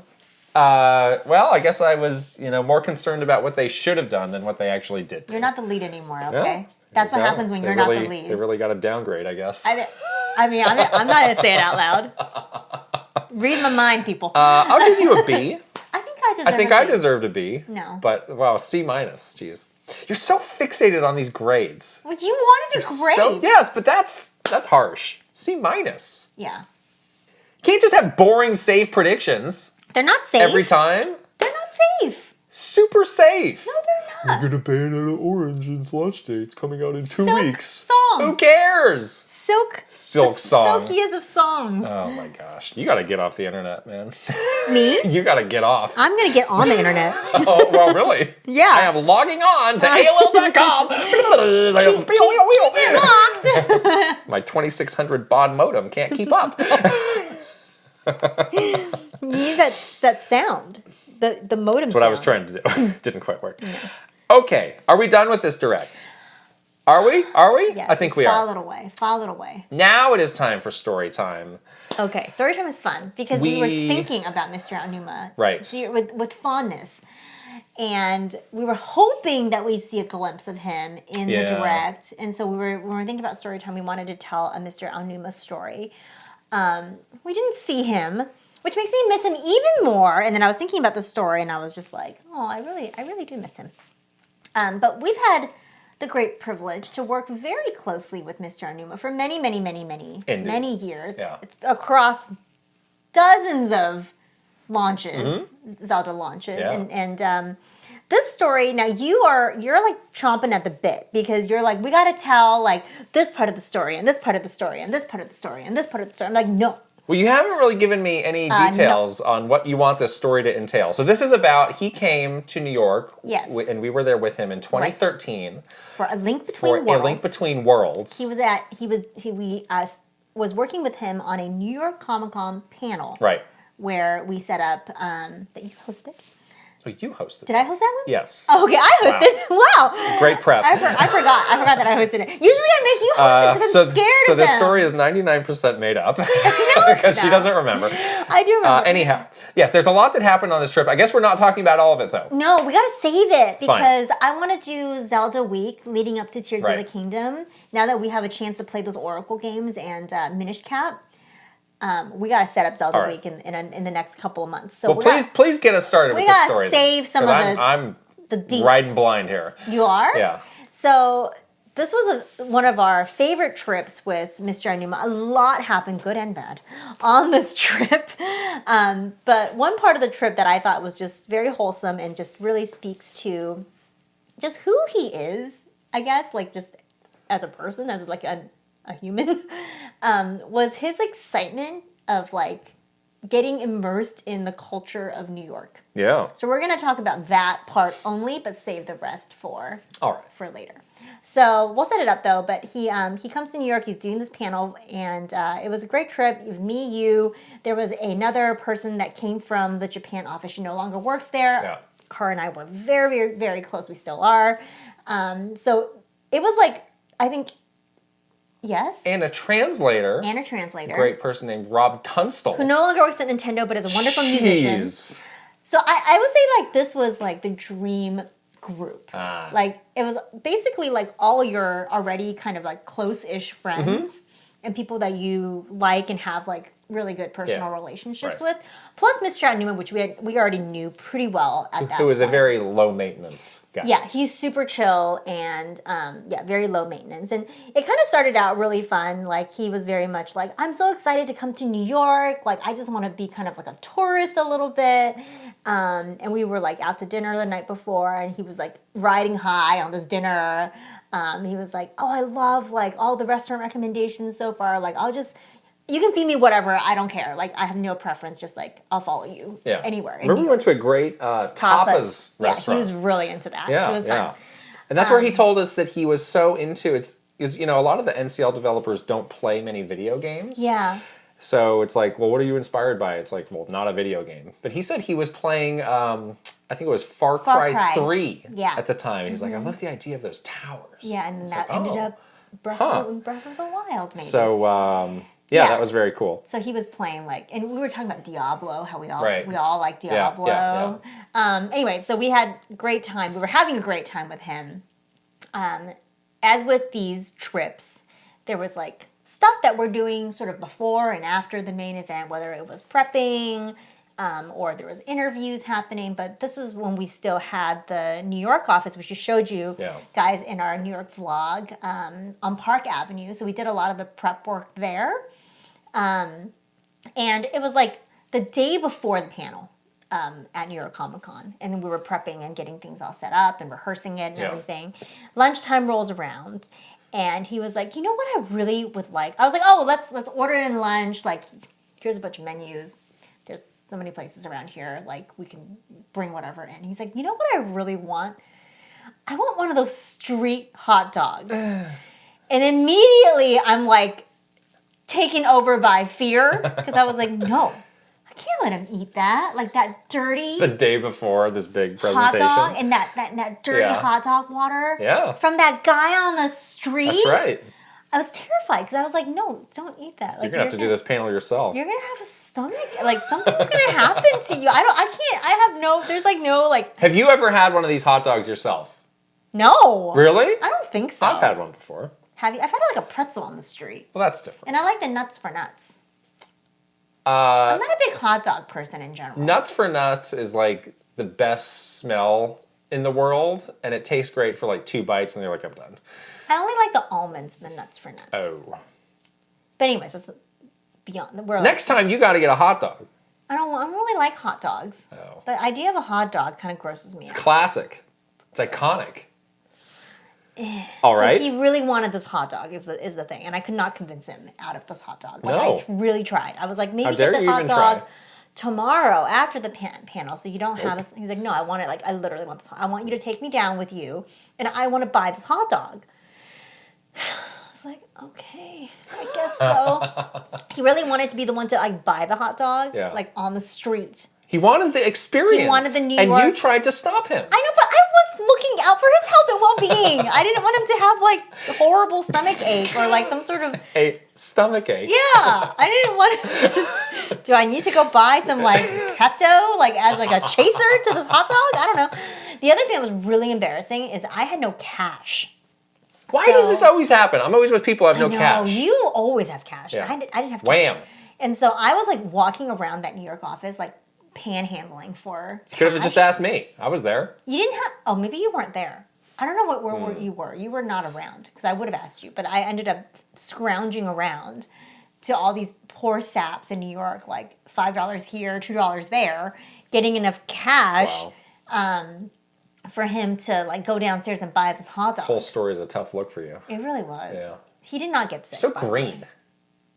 What do you mean? It's all rookie moves. Sorry, I didn't know you wanted. I was gonna order you a salad. You weren't prepared for every possible outcome. I was like, maybe we get a pizza. That's safer. Oh yeah, that's New York. He didn't want that. He wanted the dirty hot dog. Okay. So, anyways, we go downstairs. He gets the hot dog. He eats the hot dog. He loves the hot dog. I think he eats 2 hot dogs actually. I was like, dang. Can't stop at just one. Yeah. Dang. Good thing I got I panhandled $30 from the New York office. Good. I didn't pay them back, by the way. So sorry. Ooh. Sorry, guys. The office is no longer there. Neither are those people. So. Well, they still exist. They're gonna send you an IOU from Japan or I need to Redmond make or something. good on this cat. I'll send you guys like you're gonna get an money, invoice. Venmo you later after this. Hit me up if you want me to Venmo you your $5 back. He loves it. He absolutely was like. There was other moments on this trip where he was like absolute tourist, and it was adorable. But, we went to the MoMA with him. We did. That was great. He loved that, and he basically was like, "I'll see you in like an hour." Yeah, he's like, it was like, don't follow me around. Yeah, we were like, do you want us to do you need help? Do you want to find something? He's like, no, go away. We'll meet back here in an hour or whatever. Yeah. At the MoMA, they had the surrealist exhibit. Magritte, I think, is the artist. Oh. With that thing, the famous piece with like the pipe that says like This Is Not a Pipe, that French guy. I don't remember that That one. was the exhibit that he really wanted. He wanted to see that one. That was his favorite thing. Really? So he was like, I have to go see this exhibit. Like, take me to the MoMA. I was like, okay. So like he knew about that beforehand. Before he showed up. Yes. And then he was like very taken in by like all the Jackson Pollocks and all that stuff. He was like really into that, like pop art and stuff like that. Which is, he's like cool. You know? Yeah, he is. He's like legit cool. Right. Anyway, so he did not get sick from the hot dog. More on this New York trip in a later. Can we talk about the panel? We talk about that? No. Oh. Tune in for Zelda Week. Okay. We talk about, really milking this one. All right. There's so much that happened, and I want to tell the bad part of the story too. All right. The bad part was pretty bad. Yeah. Yeah. It was highs and lows, guys, and the hot dog was thankfully a high, not a low. But it was a time that he really played tourist in New York City with us. It was really fun to see him so excited to do these touristy things. Yeah. And I was very, very relieved that he was feeling shipshape the next day and did a stomach he didn't problems. get a stomach ache, and I didn't have to find some sort of medicine. Medicine / porta potty at the New York Convention Center. Javits. Great. Oh no. All right. We can move on now to what we're playing. You very excitedly told me that you finished Fire Emblem Engage. I did. I beat it last night. I did. I really had to gut out the last bit of it, though. Okay, so Fire Emblem Engage. We're not going to review games on this podcast, but if we did, 7 out of 10 is what I would. Letter grade? C minus. That's a C minus too? Just C. C. 7 out of 10. Okay. I would say that I think the battles, obviously, like the quickness of getting into the battles are generally really good and snappy, and the battles are really fun still. Like, it definitely is basically like chess with really hot characters, and I like that part about it. And the game is really beautiful. Like, I keep looking at the cutscenes, I'm like, just make the anime. Yeah. Just make it. You have the cutscenes. Like, you just add like 2 more cutscenes and you got yourself an anime. Yeah. Like, you don't need to really do much work to do that, and it would be such a great entertainment property for them. So the game is absolutely gorgeous, and I really did have a lot of fun. I think since Awakening, I've beaten pretty much every single Fire Emblem game, so I couldn't stop now, with this one, even though towards the end I was sort of like, oh my gosh, when is this game going to end? I think my complaint is that the chapters towards the end got really, really long. You were saying like 2 hours? There was one chapter that was like the one or two before the final penultimate boss. Yeah, I think it was like the penultimate, or like the last 3 chapters. It was a slog. Like that was my critique of the game early on. Is like these matches go on really long. It was so hard. Like they just threw everything into that map. Not only was like the map just laid out in a way that was very difficult for you to move around in. They did that thing that I hate, where they split your units into 2 I like that. parts, and so now you had to like find a way. Team A and Team B. Yeah, but then you got to find a way to like converge. And then you eventually before the boss fight, or like before you take on the boss, and then they had like a lot of conditions. Oh, the win conditions on the map. Like there was like a thing that was shooting like lasers out, so you got to move them out of the way of the laser, because it's like a devastating blow to your team. And if you don't win like this other way, then you lose. Yeah. So it was a lot. Like, it was a lot to keep in your head as you went through this really challenging map. And it took me like, I want to say like 2 hours, 2.5 to 3 hours to just do that one map. Restarts? Did you restart? I did a little time crystal. Okay, but not a full-on restart. I did not lose anyone except for poor Louis, who was we heard that story. Who was a victim to my sleep. That's okay.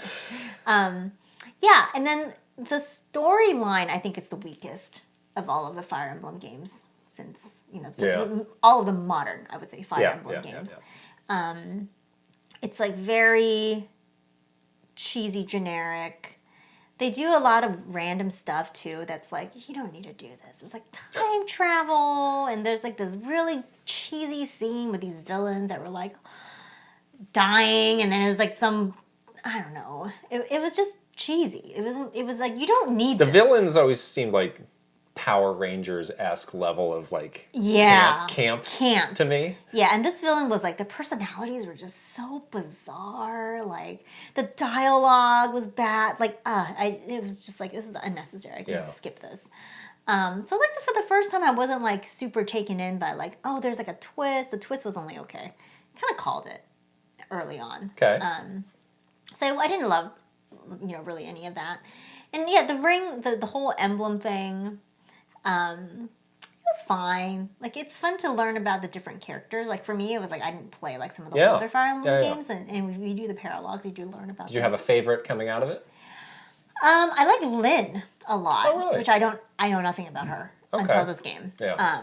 But she was when you beat the game and they show you the credits, they tell you like who your like hero characters are, and it was Lynn and who was the lady with the thing on her head? The hibachi girl. Oh, I don't know. Ivy. Yeah. That was my pairing. Really? A strongest pair. Okay, you said early on you really liked her. Yeah, she was really good. Did your Alir eventually overcome her weakness?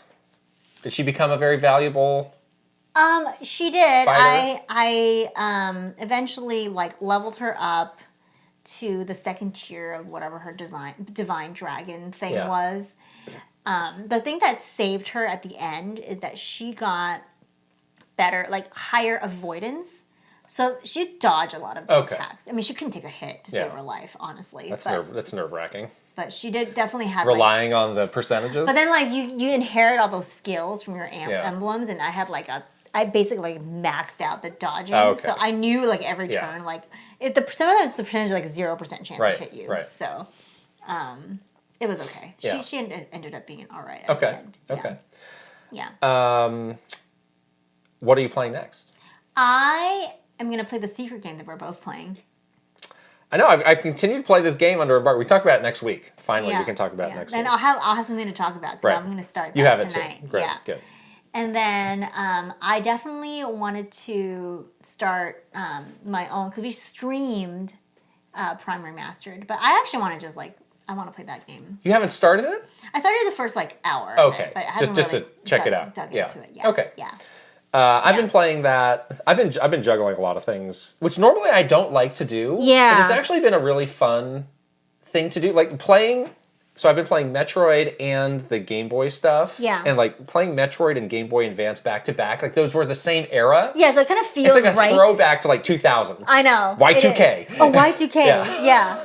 Planes are falling out of the sky. The computers are failing us. Yeah. Yes. We're all wearing like... I am in... So again, I've been juggling 3 things, so I'm not super deep, but I'm in the 3rd area, the Phendrana Drifts. Is that how you say it? The snow area. The snow area, That is extremely iconic. Yes. Still looks good, I'm sure. Looks incredible. This game looks incredible. All the little details, all the textures, like you get up close, and then all the like stuff of Samus's visor where there's like condensation or the reflection. The reflection is literally like one of the best things ever. Yeah. Like small details in any video game. Little textures, ever. Reflections. Seeing her face when you shoot a missile. Just that one. Yeah. Just that one. Well, she's hot, so. Continue. But it's like, it is such a smart, like how come they haven't done that just more? Just a glimpse of her. I know, it's so good. Yeah, you just want to know, because sometimes you forget, like. She's there. Like, it's like, yeah, this is how I'm playing this game. You forget, like, that's her in the visor, in the helmet. That happens to me all the time with her. Right. I was like, she's a robot. She's not a robot. She's person. Not a robot. A human being. Yeah, she's feeling them thoughts. And when you see the reflection, you're like, oh yeah, that's right. This game has, I think, a lot of parallels to Breath of the Wild, where it's like way, way, way ahead of its time. Yeah. And still feels very cutting edge, fresh in a lot of ways. Holds up so well too. It really does. Yeah. When we were playing on the stream, I had a bit of an issue. I found this out after the fact. The brightness on the monitor I was playing, I had the capture set up to, was very dark. Yeah, you couldn't see anything. So I got hung up in a part of the game that was very dark, and I died. And then you lost your save. And that's when we ended the stream. Yeah, it's okay. But then I played it. I was like, that can't be right. And I played it again And because I was like, I don't remember this part earlier in the game, like having this problem. So I played it on a proper TV. The TV I usually play on is totally fine. It was totally fine. So that's embarrassing for me. Not your fault. Good thing I have this excuse to fall back on. No Johns. I'm about the Johns. I'm all about the Johns. It doesn't explain why you ran past a save hub HUD. I didn't know it was there. Thanks for pointing it out to me. That's not your helper. I'm not a walking map of Metroid Prime. I haven't played that game in like 20 years. Fine. I don't know if I'm going to keep going with this and like downright finish it. Beat it. But I am having a great time kind of chipping away at it here and there. You can always go back to it. Yeah. I mean, stuff that like doesn't completely hold up as well, I would say, is just the transition in and out of the morph ball is a little bit slower than I would want it to be. There's kind of like you're used to Dread. There's like a certain like seconds of animation where the camera pulls out and you see her running and then and like there are some times where it would be nice, like the first kind of big boss, that plant thing, like you do need to pretty quickly get into the ball to get into the things and blow it up. Right. And I'm just like taking hits as you like transform. Right. But like 99% of the rest of the game is still like super fresh, super modern. All the different control schemes feel really good. The default is twin stick. I'm surprised they went with that as the default because it's thank goodness. Because it's like we've never done this in a Metroid Prime game before. Thank goodness. But it is really good, really nice. It feels so good. The movement on the sticks, they totally nailed that. Exactly. I'd be so interested to talk to a developer of like, how do you get like the feel of control of something like that? How do you dial that in? Because some games have it and some games don't. Test it like crazy. But test what? And then like, is there some number in the code? It's like, I changed this to a 22. For sure. Yeah. Like the sensitivity, all that stuff. I think it's really like... I'm sure there's so many details that go into that. I would love to talk to and like how everyone probably has a different feel that they like too. So right. It just depends on how right. Yeah. But they also have just like the classic one, which they're trying to emulate GameCube controls. I'm glad that's there. I don't want to play that way though. No, I don't either. There's the motion controls, which again, I'm glad that's there. Some people really like that. I've yet to try that. Maybe I should try it. I never super loved Wii first-person aiming because it was always like a little bit off. There's the little margin, which is like how you turn your head, and it's easy to get stuck in that, and you're just like whoa. Yeah, you know? That's true. Yeah. And then there's another option, which is twin stick aiming, but it's like Splatoon where you can also do motion. Yeah. See, I like that. Maybe I should try that. I played with that for a little while. It was really nice, really well done. Do I need the pillows? But, well, this game you don't need the most precise aiming because it's about locking on. You still lock on to pretty much everything. Pillows? No pillows. No. Stacks and stacks of pillows. Well, if you're in the dark. Okay. With Samus. All right, this is getting a little too intense, but yeah, there's just so much love and care and attention that went into this. Yeah, it's awesome to see. Really wonderful. And then the Game Boy games. Yeah. I'm just kind of going around and checking them all out. Some I played, some I remembered, some I didn't. I had to play some Super Mario Land 2. That is still really good.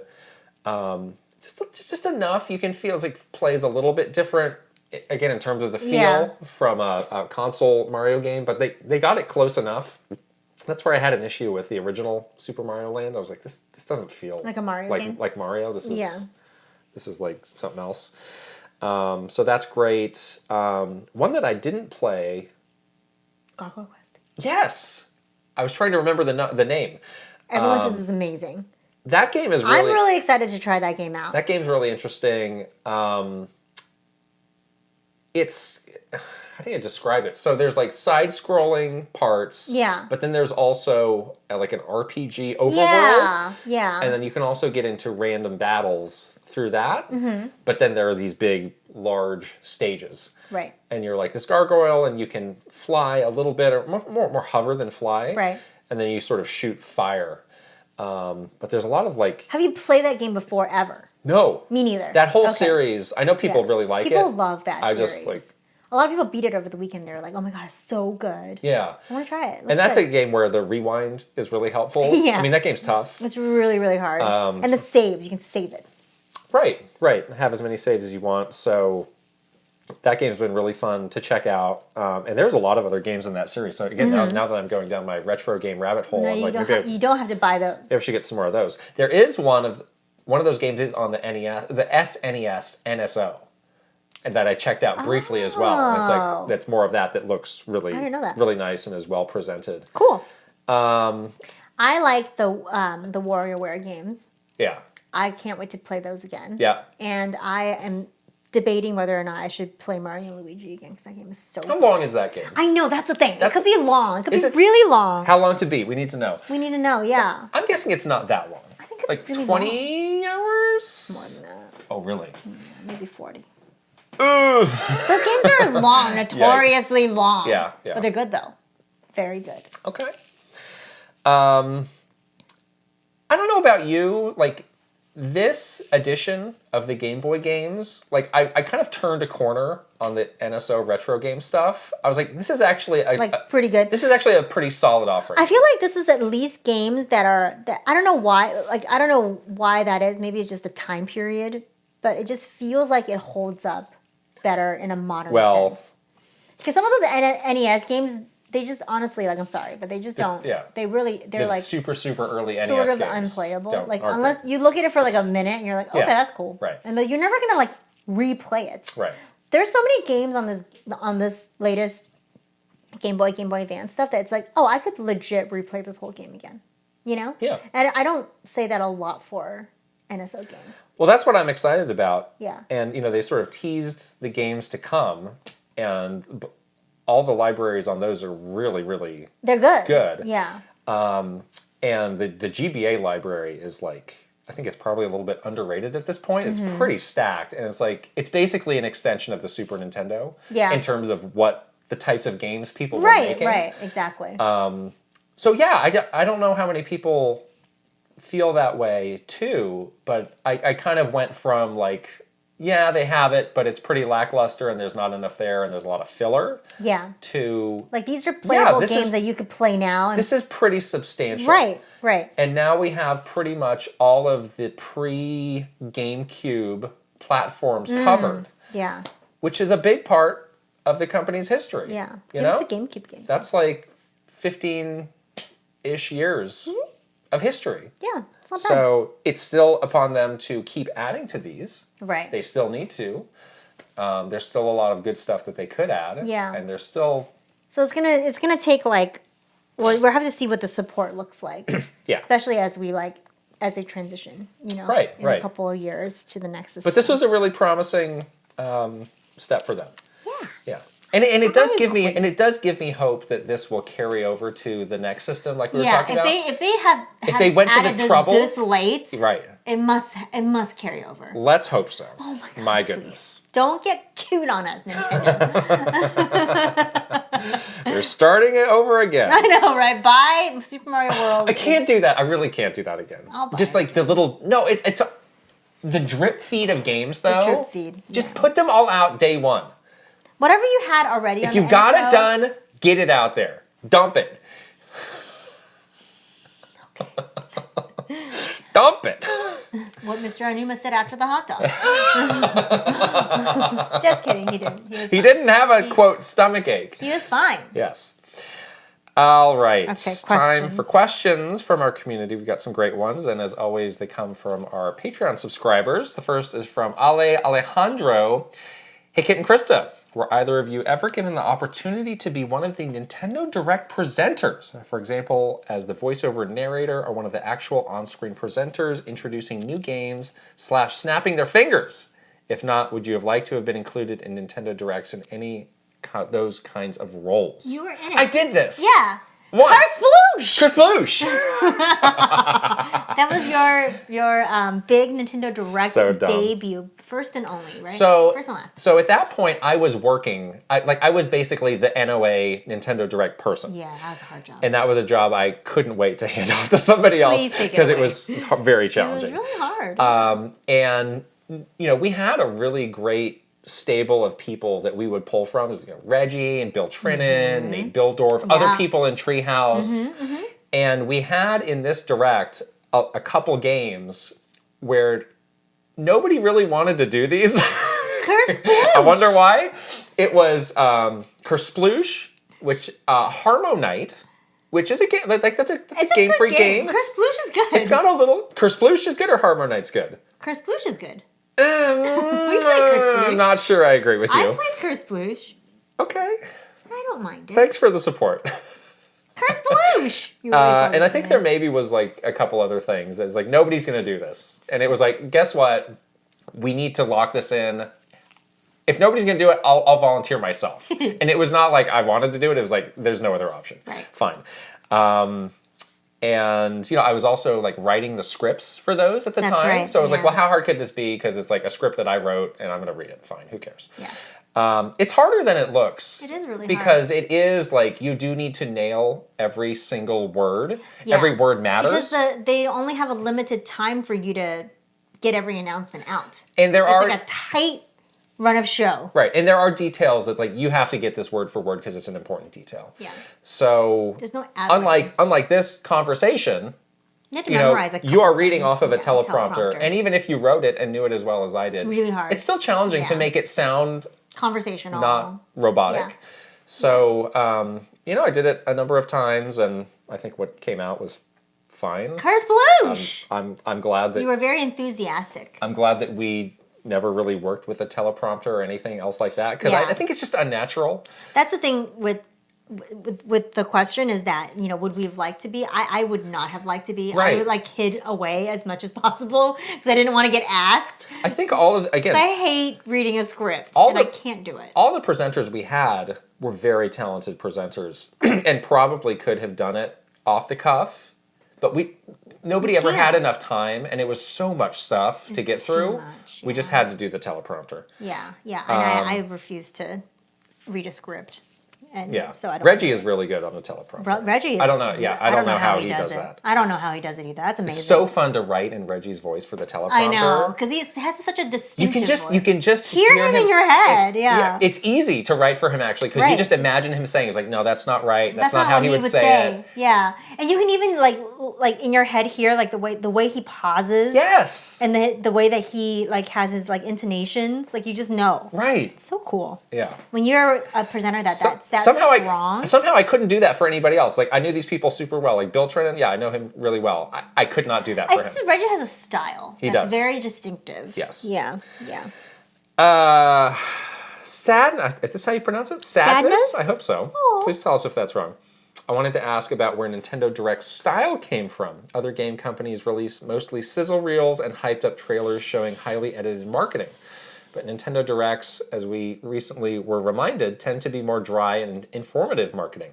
The voiceover is colorful but not cartoonish. The presentation is willing to show the actual game from the player's perspective for longer periods of time. I like this. It feels less manipulative and gives me a clear, unhyped view of a game. I only feel hype when I personally should. However, a friend of mine during the Prime Direct said, I wonder when Nintendo is going to stop describing every game in a boring, slow manner. What are your thoughts on this tactic? If I'm accurate, that it's unique, and why do you think Nintendo or NOA is doing it this way? So this was straight from Mr. Iwata. Yeah. When the whole Nintendo Direct concept was conceived. Yeah. He basically was like, I want to just share the information very clearly and factually directly to our consumers and fans. Right. I think at that time, Mr. Iwata's big goal was like, we were doing a lot of stuff where we would like do demos with media, and then they would write something from their editorial voice. Like we never had anything that was directly from like the horse's mouth, as they say. Right. And so, that's how that became the style. But I think his vision of Nintendo Direct is very much intact. Yeah. And is very respected. And I don't think Nintendo will move away from this. It's very much what he conceived of, and it's still like that to this day. Yeah. Where you're completely right. It's not like overly hyped or overly produced. It's just a person of significance, of relevance, talking to you about what's coming up at Nintendo. Yeah. So. And it shows a lot of confidence in the product to just present it so plainly. Yeah. Be like, you're gonna like this. We don't need to say anything crazy about it. And the company also does have some pretty strong opinions about not hyping things up. which we will talk about at a later date. It makes sense in a lot of cases. In some cases, it doesn't. It almost ruined my life in one case. So we'll talk about that later. That was interesting. Okay. Yes. Shuriken is next.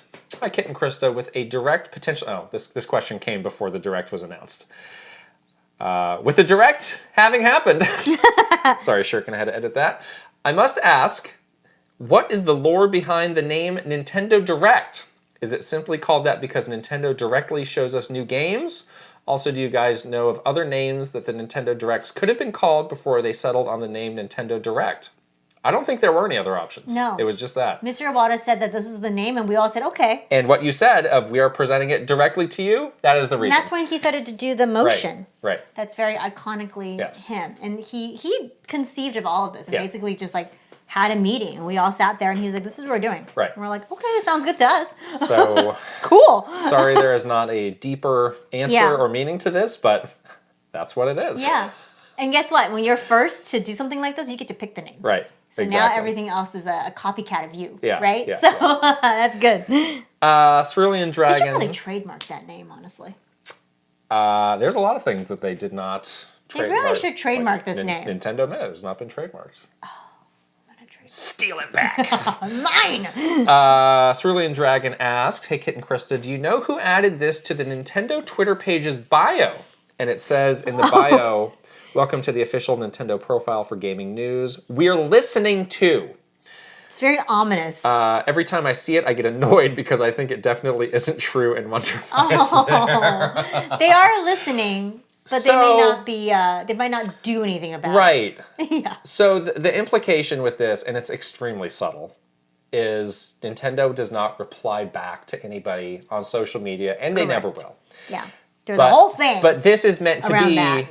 It's like, hey, you're not just screaming into the void. There is somebody who is presumably seeing and relaying this back somewhere. And for the most case, it's true. Yeah, there is many reports. People are looking at these. People are paying attention. Does it result in anything? I don't know. Yeah, yeah. I once considered, when I would have been able to do so, I thought about taking this out. Because I also thought this was a little silly. Yeah. But I realized, people pick up on the most minute changes. Like now they've stopped listening. It would have become this whole news cycle of what does this mean? Yeah, they've stopped listening. Why did they do it? No. Yeah, what's the reasoning? Something's happening. Yeah. The announcement's coming. You can't change a single word for anything at this point. Fine, it'll be like this till the day I die. Yeah, we just carve that into stone forever. I know. Yeah, but it's true. It's like there is humans that are doing this. Yeah. And that are collecting people's, responses and stuff, but may not make a big difference. Yeah. Brook Obscura is next. Now that GBA games have been added to the NSO expansion pack, how do you feel about the chances of Mother 3 finally being made available outside of Japan? Rather than relying on consumers purchasing one specific product, the fervor for this game could boost subscriptions to the service, which seems to matter significantly more to Nintendo from a business perspective. I gotta say, I wouldn't rule it out. I wouldn't rule it out at all. Yeah, I think now that there is this platform or whatever you want to call it, it definitely makes it easier for them from a cost business perspective to do something like this. There are games that were, translated and released on NSO for the first time. Yeah. There's Japanese games. So, yeah, on paper, it could happen. Everything you would need to do this is there. Obviously, there are some degree of challenges with this game that have never been solved, but I'm sure somebody's talking about this. Yeah. Could we do this now? Can we finally get over these hurdles? Oh my gosh, can you imagine? So that would be great. Then people can finally stop asking. Yeah, I'd say never say never on this. You never know. You never know. Yeah, it could happen. It really could. That'll extend the life of the Switch by another 2 months. The second half of the question, this could have been GoldenEye 2, and they really dropped the ball on that. Do you hear anybody talking about GoldenEye now? No. Well, because the 1-to-1 solitaire. 1-1 solitaire? 1-1 honey. 1-3 kissy? The kissy and the honey. That's what happened to GoldenEye. You got honeyed. There's some Valentine's Day snafus. Have I ever heard of them? The honey kisses? Don't do it, Don't do that, especially not at the office. Jeez. Oh my gosh. Wow. So, that's like a whole other level of coordination and planning that I I don't know. I just don't know. Gartooth asks, hi Kit and Krysta, what are your thoughts on the return of digital game vouchers to North America? It was surprising to see them offered again here since they were a limited time promotion in 2019. Why do you think they would bring them back? Now tell me about these vouchers, because I have heard a little bit about them, but I'm not sure I know what they are. Well, this was a program when we were there. Where's it? Do you not remember? No. You just said in 2019. I don't remember this at all. Do you remember this? I do. I wish I had paid a bit more close attention to this. Was this like the eShop team? So, I think this is something that they did in Japan that they brought over as a test, and they did it for a little while, and now they're back. I honestly do not remember. So basically, you can buy 2 eShop vouchers, I think for, I believe it's $100, sorry if that's incorrect, but it's less than the price of a full price $60 game. Okay. And they have a list of games that these will work with, and you can cash them in to get those games for a discount. Why can't you just discount the game? So you're basically saying, you know, I want to buy the right to buy 2 games in the future at $10 off. I believe this is a weird. I was curious about this too, of like why would we sell this at a discount? Like people are buying these games. Why do we need to do this? Why do it this way? Yeah, this seems to be an easier way to do a discount. Yeah, I think the rationale was we always want people to be playing on the platform, so this makes it a little bit easier for them to be doing that. Really? It was a very kind of roundabout explanation. No wonder I don't remember this, because it was dumb. $10 up is great, $10 down is bad. That's your conclusion. Makes a lot of sense. Just if you're going to discount the game $10, just discount the game $10. But you can choose what game you want to put the discount on. And they don't have to perpetually have it on sale. Because that is what the Switch has going for it now, is like it has a lot of people who own a Switch and who are still playing a lot of games. So if that extends that, I think, is the thinking. Okay. Like, let's just always have people buying and playing new games on Switch. And let's make it a tiny bit easier. Or harder. I think people did say that Tears of the Kingdom is on the list. So you could actually get quite a discount with these game vouchers. $60. You can go back to the original price. Look, now that we need to buy our own games, maybe you shouldn't poo-poo this sort of thing. Oh. Okay? The bottom line, it's tax time. I gotta write this off. We gotta keep an eye on this stuff. Write off this voucher. That never works. Riven asks, Kirby's Return to Dreamland Deluxe is a remaster of a beloved classic. It's also adding new copy abilities for Kirby and brand new epilogue for additional story where you play as a different character. Metroid Prime Remastered is a remaster of a beloved classic, and that's all? Why do you think they're adding bells and whistles to Kirby but not to Metroid Prime? Do you think there are some unannounced changes or additions that they might have included but not announced for players to discover on their own? Stuff like maybe the fusion suit from Metroid Prime Trilogy or an unlockable dread suit. This would be amazing. In short, why do you think Kirby gets extra toys but Samus doesn't? Do you think there are hidden new extras in Metroid Prime Remastered? Developers at Nintendo were always given the leeway to make these sorts of decisions. There is no, like, you must add things. Bible of Nintendo development. Like, if you were doing a remaster, you must do this and add this. Like, think about, like, Bowser's Fury. How that was, like, basically another game that they decided to add. So it's just, these are 2 very disparate dev teams who have probably no communication at all. I think it's because Metroid Prime, they're remastering the other 2. They're busy. And Kirby doesn't. They don't have anything else to do anymore. That's what I think. I don't think there is any what deep meaning or strategy to it. Yeah. It's just like, this is what one team wanted to do. Resources is the strategy. Right. Who has the time to do things? You know, you were getting onto, for Kirby, of like, they added this thing for people who played through that game already and might need a little extra something to get back in. Yeah, because there's no other Kirby game coming out. Which is a smart idea. Yeah, but if there's 2 other Metroid games coming out, they don't need to do that. But if you've already played through them, do you really, it seems like people are buying and loving this. Yeah. Do you really need to? Did you really need it in the first place? These are things that you can argue forever and can't actually prove. Right. So there will always be people doing variations on these. Resources.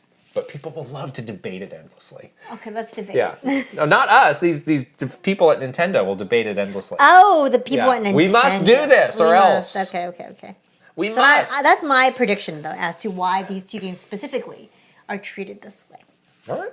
That's my prediction. Pikmin Sneezekov asks, "Hi Kit and Chris, I'd like to ask you about Star Fox Grand Prix. There have been reports that Star Fox may have used Star Fox Grand Prix as bait to find out any corporate espionage against it. What? So whether or not Star Fox Grand Prix was ever intended to be a real title, it seems Nintendo deliberately put it out there so it could catch any espionage acts.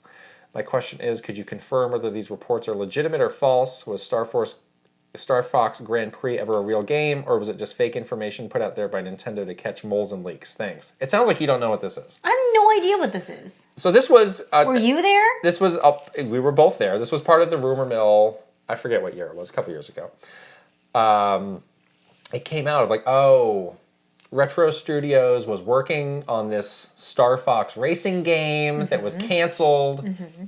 It was like one of these games that they finished and they shelved and they never released it. Okay. And that got out there, and that was a whole discussion. It's like, well, this is why Retro Studios has been quiet for so long. They had this game, they made it, they finished it, and then they canned it. I don't know the answer to any of Pikmin Sneezekov questions. I certainly saw the discussion around it. I don't remember this at all. What was I doing? Not paying attention. Oh. And there was that rumor of like, this was like a fake thing that Nintendo put out there to find leakers. Who's leaking? To find leakers. They take the leaks very seriously at Nintendo. Yeah. So we have no hard information on any of this. Yeah. How interesting. It's a lot of work to come up to something with that. But they do care about leaks, and they want to stop the leaks. They take it very seriously. The people that were, working day and night on investigating leaks and things like that, like they're serious. It's serious business at Nintendo. So who knows? I think if it's real, we will eventually find out more about it. There's more and more of that happening lately. Yeah. Of like some ex-developers like, I was working on this, and now here's the PowerPoint, or let me tell you about this. Right. And these things are harder to put a lid on forever. Right. So just like the Prime stuff. So that's my conclusion. I don't know. Great conclusion. Last question is from vgmlife. Hi Kit and Krysta, I'd like to put on your PR thinking cappies and focus on the Super Mario Bros. Movie's post-release plan. Everything is up to you. 1. How long does it stay in theaters? The average is 4 weeks. 2. When will you release the movie for purchase or rental digitally? The average is 45 days later. Do you try to time that release to a game release later in the year? 3. What streaming platform do you eventually release it on? Ignore that it's a Universal Pictures production. 4. The Blu-ray release includes a 10% off coupon for a non-video game product. What is the product or service that comes with it? I do not know how to market movies, but if I did, I think you definitely want to extend the shelf life and the conversation of that movie as much as you can, because once it comes out on theaters, you got very limited time. The question about theaters, is it really up to you? Like, it seems to be however long there's demand, you can keep it in there, right? No, I think it's up to you. Because something like Avatar, like, who knows? Like, that came out a long time ago. People are still watching that and going to see it. Okay. It's still in theaters. Maybe it depends on the theater But a movie that's a bomb, obviously they're going to yank it fast, right? Is they're going to make room for another movie? I mean, maybe there's like a base amount of time that they agree, like you're going to have it, and then they can extend it. Yeah. So this comes out in April. I think it should. I mean, it's a great summer movie, so they should definitely keep it in there. Is April summer? I was going to say keep it through the summer till like September-ish. I mean, that's my like kind of lame answer is like as long as there's interest. I mean, at least for the summer, because this is going to be like the kids and the families and the nonsense. So like, what do you mean into May, June, what? Like July, August. Into July? If you can. That's a really long time. People want to go. What if you want to come and see it multiple times? I think that's hard because there's so many other movies coming out, unless this is like an Avatar level hit, and I do still think this is going to make $1 billion. This is where it's like Marvel. You need to have a reason to keep it in that theater. Because you're taking theaters away from something else. You're taking like the spot in the What theater. are the big new summer movies this year? I have no clue. They had like a new trailer for Guardians of the Galaxy. Oh, that's right. May. So that's probably the next biggest one. I mean, it's kind of a bummer that they're missing the summer movie time though for this. I'm sure they had a reason for this of like they keep pushing up the start of summer. Like that could be their rationale. We're starting summer this year in April. In April? Yeah. We're starting summer in April. We're starting in February. Get your snow boots. Summer begins. I don't know. Yeah, I feel like that was like my favorite thing was like when summer movies came out, and then I was like, you know, in high school or junior high, and I'd go to the movies with my friends. Right, like that. right, And this is like the perfect movie for that age group. Yeah. All right, next questions. When would you release the movie and on what platform?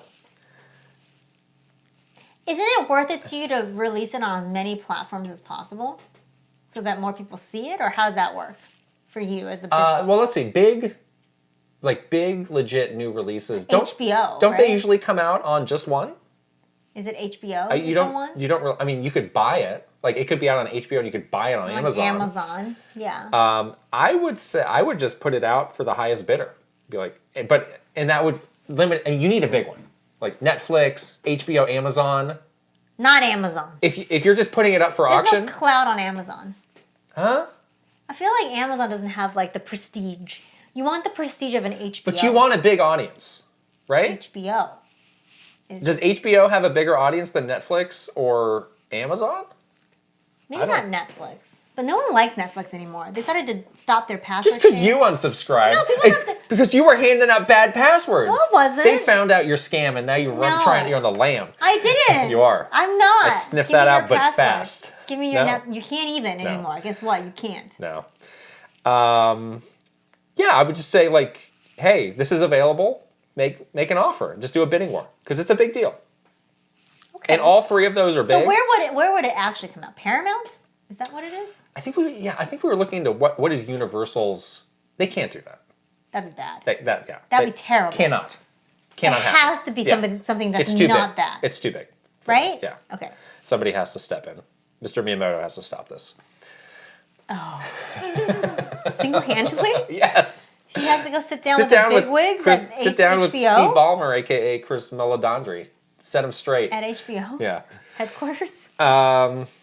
The Blu-ray includes a 10% off coupon for a non-video game product. What is it?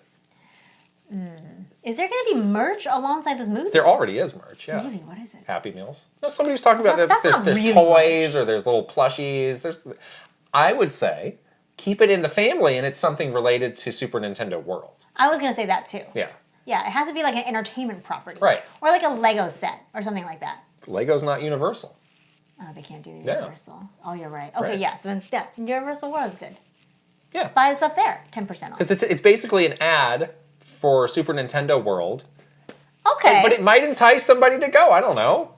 You're probably not having to hammer a lot of these 10% offs. Because most people aren't going to do it. Yeah. Right. Yeah. So, yeah. People still buy Blu-rays, huh? I think there's... Yes. I don't. Director's commentary? I know you're looking at me. I'm looking at you. I might actually buy this if based on the bonuses, the extras. Like if they had, like what if Mr. Miyamoto did like some commentary somehow? I'd buy that. You would buy that. Well, I mean, I need a digital version of it. But if they have significant extras, I'll buy that.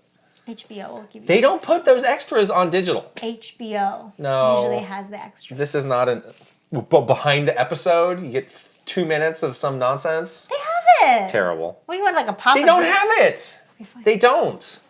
You don't know what you're talking about right now. I do. You don't know what you're talking about. I do. No, you don't. Okay, anyways. Thanks a lot, VGM Life. Wow. How does VGM Life know so much about the movie business? Wow. I think VGM Life should make the decisions. Are you Chris Meledandri in secret? I think you know more than we do. Are you him? You are, aren't you? Are you Steve Ballmer? Is you him? Is you him now? We need to stop. This is a long episode. Yep. We're past the 2-hour mark. I just checked. I'm trying to lose my mind. We're losing our marbles. Okay, here we go. Shouting out the superstars. Patreon superstars. Here it comes. Yes, we got shouted out. Yes. Ready? Aaron Hash. Ben Eichhorn. MaruMayhem. Eigenverse. Jordan. Collett. KissMyFlapjack. Mike Chin. Mr. Rogers. RainTech. Roy Eschke. Switching it up. _ Sephazon. TheSharkAmongMen. vgmlife. Link, the hero of Winds. Angela Bycroft. And her pig Molly. TurboChargeNerd. Thomas O'Rourke. And Simon Barrera. Why did you say, we've got to shout it out? And then, what is going on? We have to stop filming! You need to go to the bathroom or something? A little bit, actually. You had a dirty New York hot dog, maybe. No, I didn't. My stomach feels fine. I have to pee a little bit. Okay, here we go. If it's rumbling. A. Rum Burgundy. Adam and Ansley. Jean Malari. Alejandro. Alexandra Pratt. Astrodev. Blazed and Enthused. Book 'em, Dano. Brad, SF56. Brookie Kazooie. Bruce Dash. Chancellor Fairley. Christopher Lay. Cozy Tar. Captain Cinnamon Buns. Captain Alex. Sea Roper 17. Daniel Cold. Daniel Phillips. Daniel Valencia. Dachshund. Doodoo Face. Dino Punch. Elite Peach. Esparts 50. Fart Priest 69. Furbound. Fernie and Jess Forever. Fox Deploy and his dog Bernard. Fred Rossi. Garrett Holfish. Garth the Wolf. Gartooth. G-Sun 101. Ian Shit. Israel Izzy. Jay Rando. Jabroni Jones. Jason Ball 34. JK99. JBJ. Jeffrey Hernandez. Jerry 92602. Jesse Hernandez. John Responte. Jonathan Rowe. Jordan Hemmerly. Joseph DeHaze. Joshua Clements. Juji Fruit. Julius Westenberg. Just Camtro. Kawa 2796. Kelp Shake. Kevin Delane. Krisu. Christopia Party With Me. Kyle Gamer Barry Rookie. Kyle Kretzer. Kyle LaBouffe. Kyler Nelson. Linnell Stickman. Lego My Froggo. Lemma. Lil Sebastian. Lit. Mad Dog 5981. Marky Man 64. Matthew Rewald. Mecha Dragon 101. Megan. Michael Cravens. Michael White. Mikey. Monster Jordy. Modamania. Mr. Andy Pond. Mytran. Nazir. Nathan Burkhart. Panda Buns. Paul Gale Network. Piano Psychopath. Prime Factor. Prince Charmless. Reverb. Ray Chiron. Ryuji Utsuho Okuu. Renee Rivers. Rayath 1. RJ Kern. Rob Osborne. Roxana Rex. Rocks. Ryanetta. Sam Nealand. Sharif Jackson. Shinryu. Slowbro. Schmiggles. Shrews. Silly Ferret. Sparkling Salt. Spicy Munchkin. Starholt Productions. Steel Citrone. Tales of Link. Tefew. Terrastorm 64. Thomas Alvarez. Travis Torline. Troopage. Tugs Puppy Bear. Tuskoob. Tyler Geis. Video Game Stupid. Virtual Bot. Wicked Davy. Will Ernst. Will Johnson. Zudaverth. Zelgroth. And Zroyd. You're falling apart at the end here. Follow us on Patreon. We get past 2 hours. Follow the wheels us come on off. Patreon. The training wheels just fall over into a bush. What was I saying? Follow us on Patreon. Patreon.com/Kit Krysta before I lose my mind. And yes. Yeah. If I don't know. you are watching on video, go ahead and subscribe to this channel, Kit and Krysta. If you are listening on audio, you can leave a 5-star rating and also write a review. Don't forget to follow us on our other social media channels. We're on Twitter, Facebook, TikTok, Instagram, and of course, YouTube. All right, really have to go. Literally. Wrapping it up. Okay. Bye. Bye.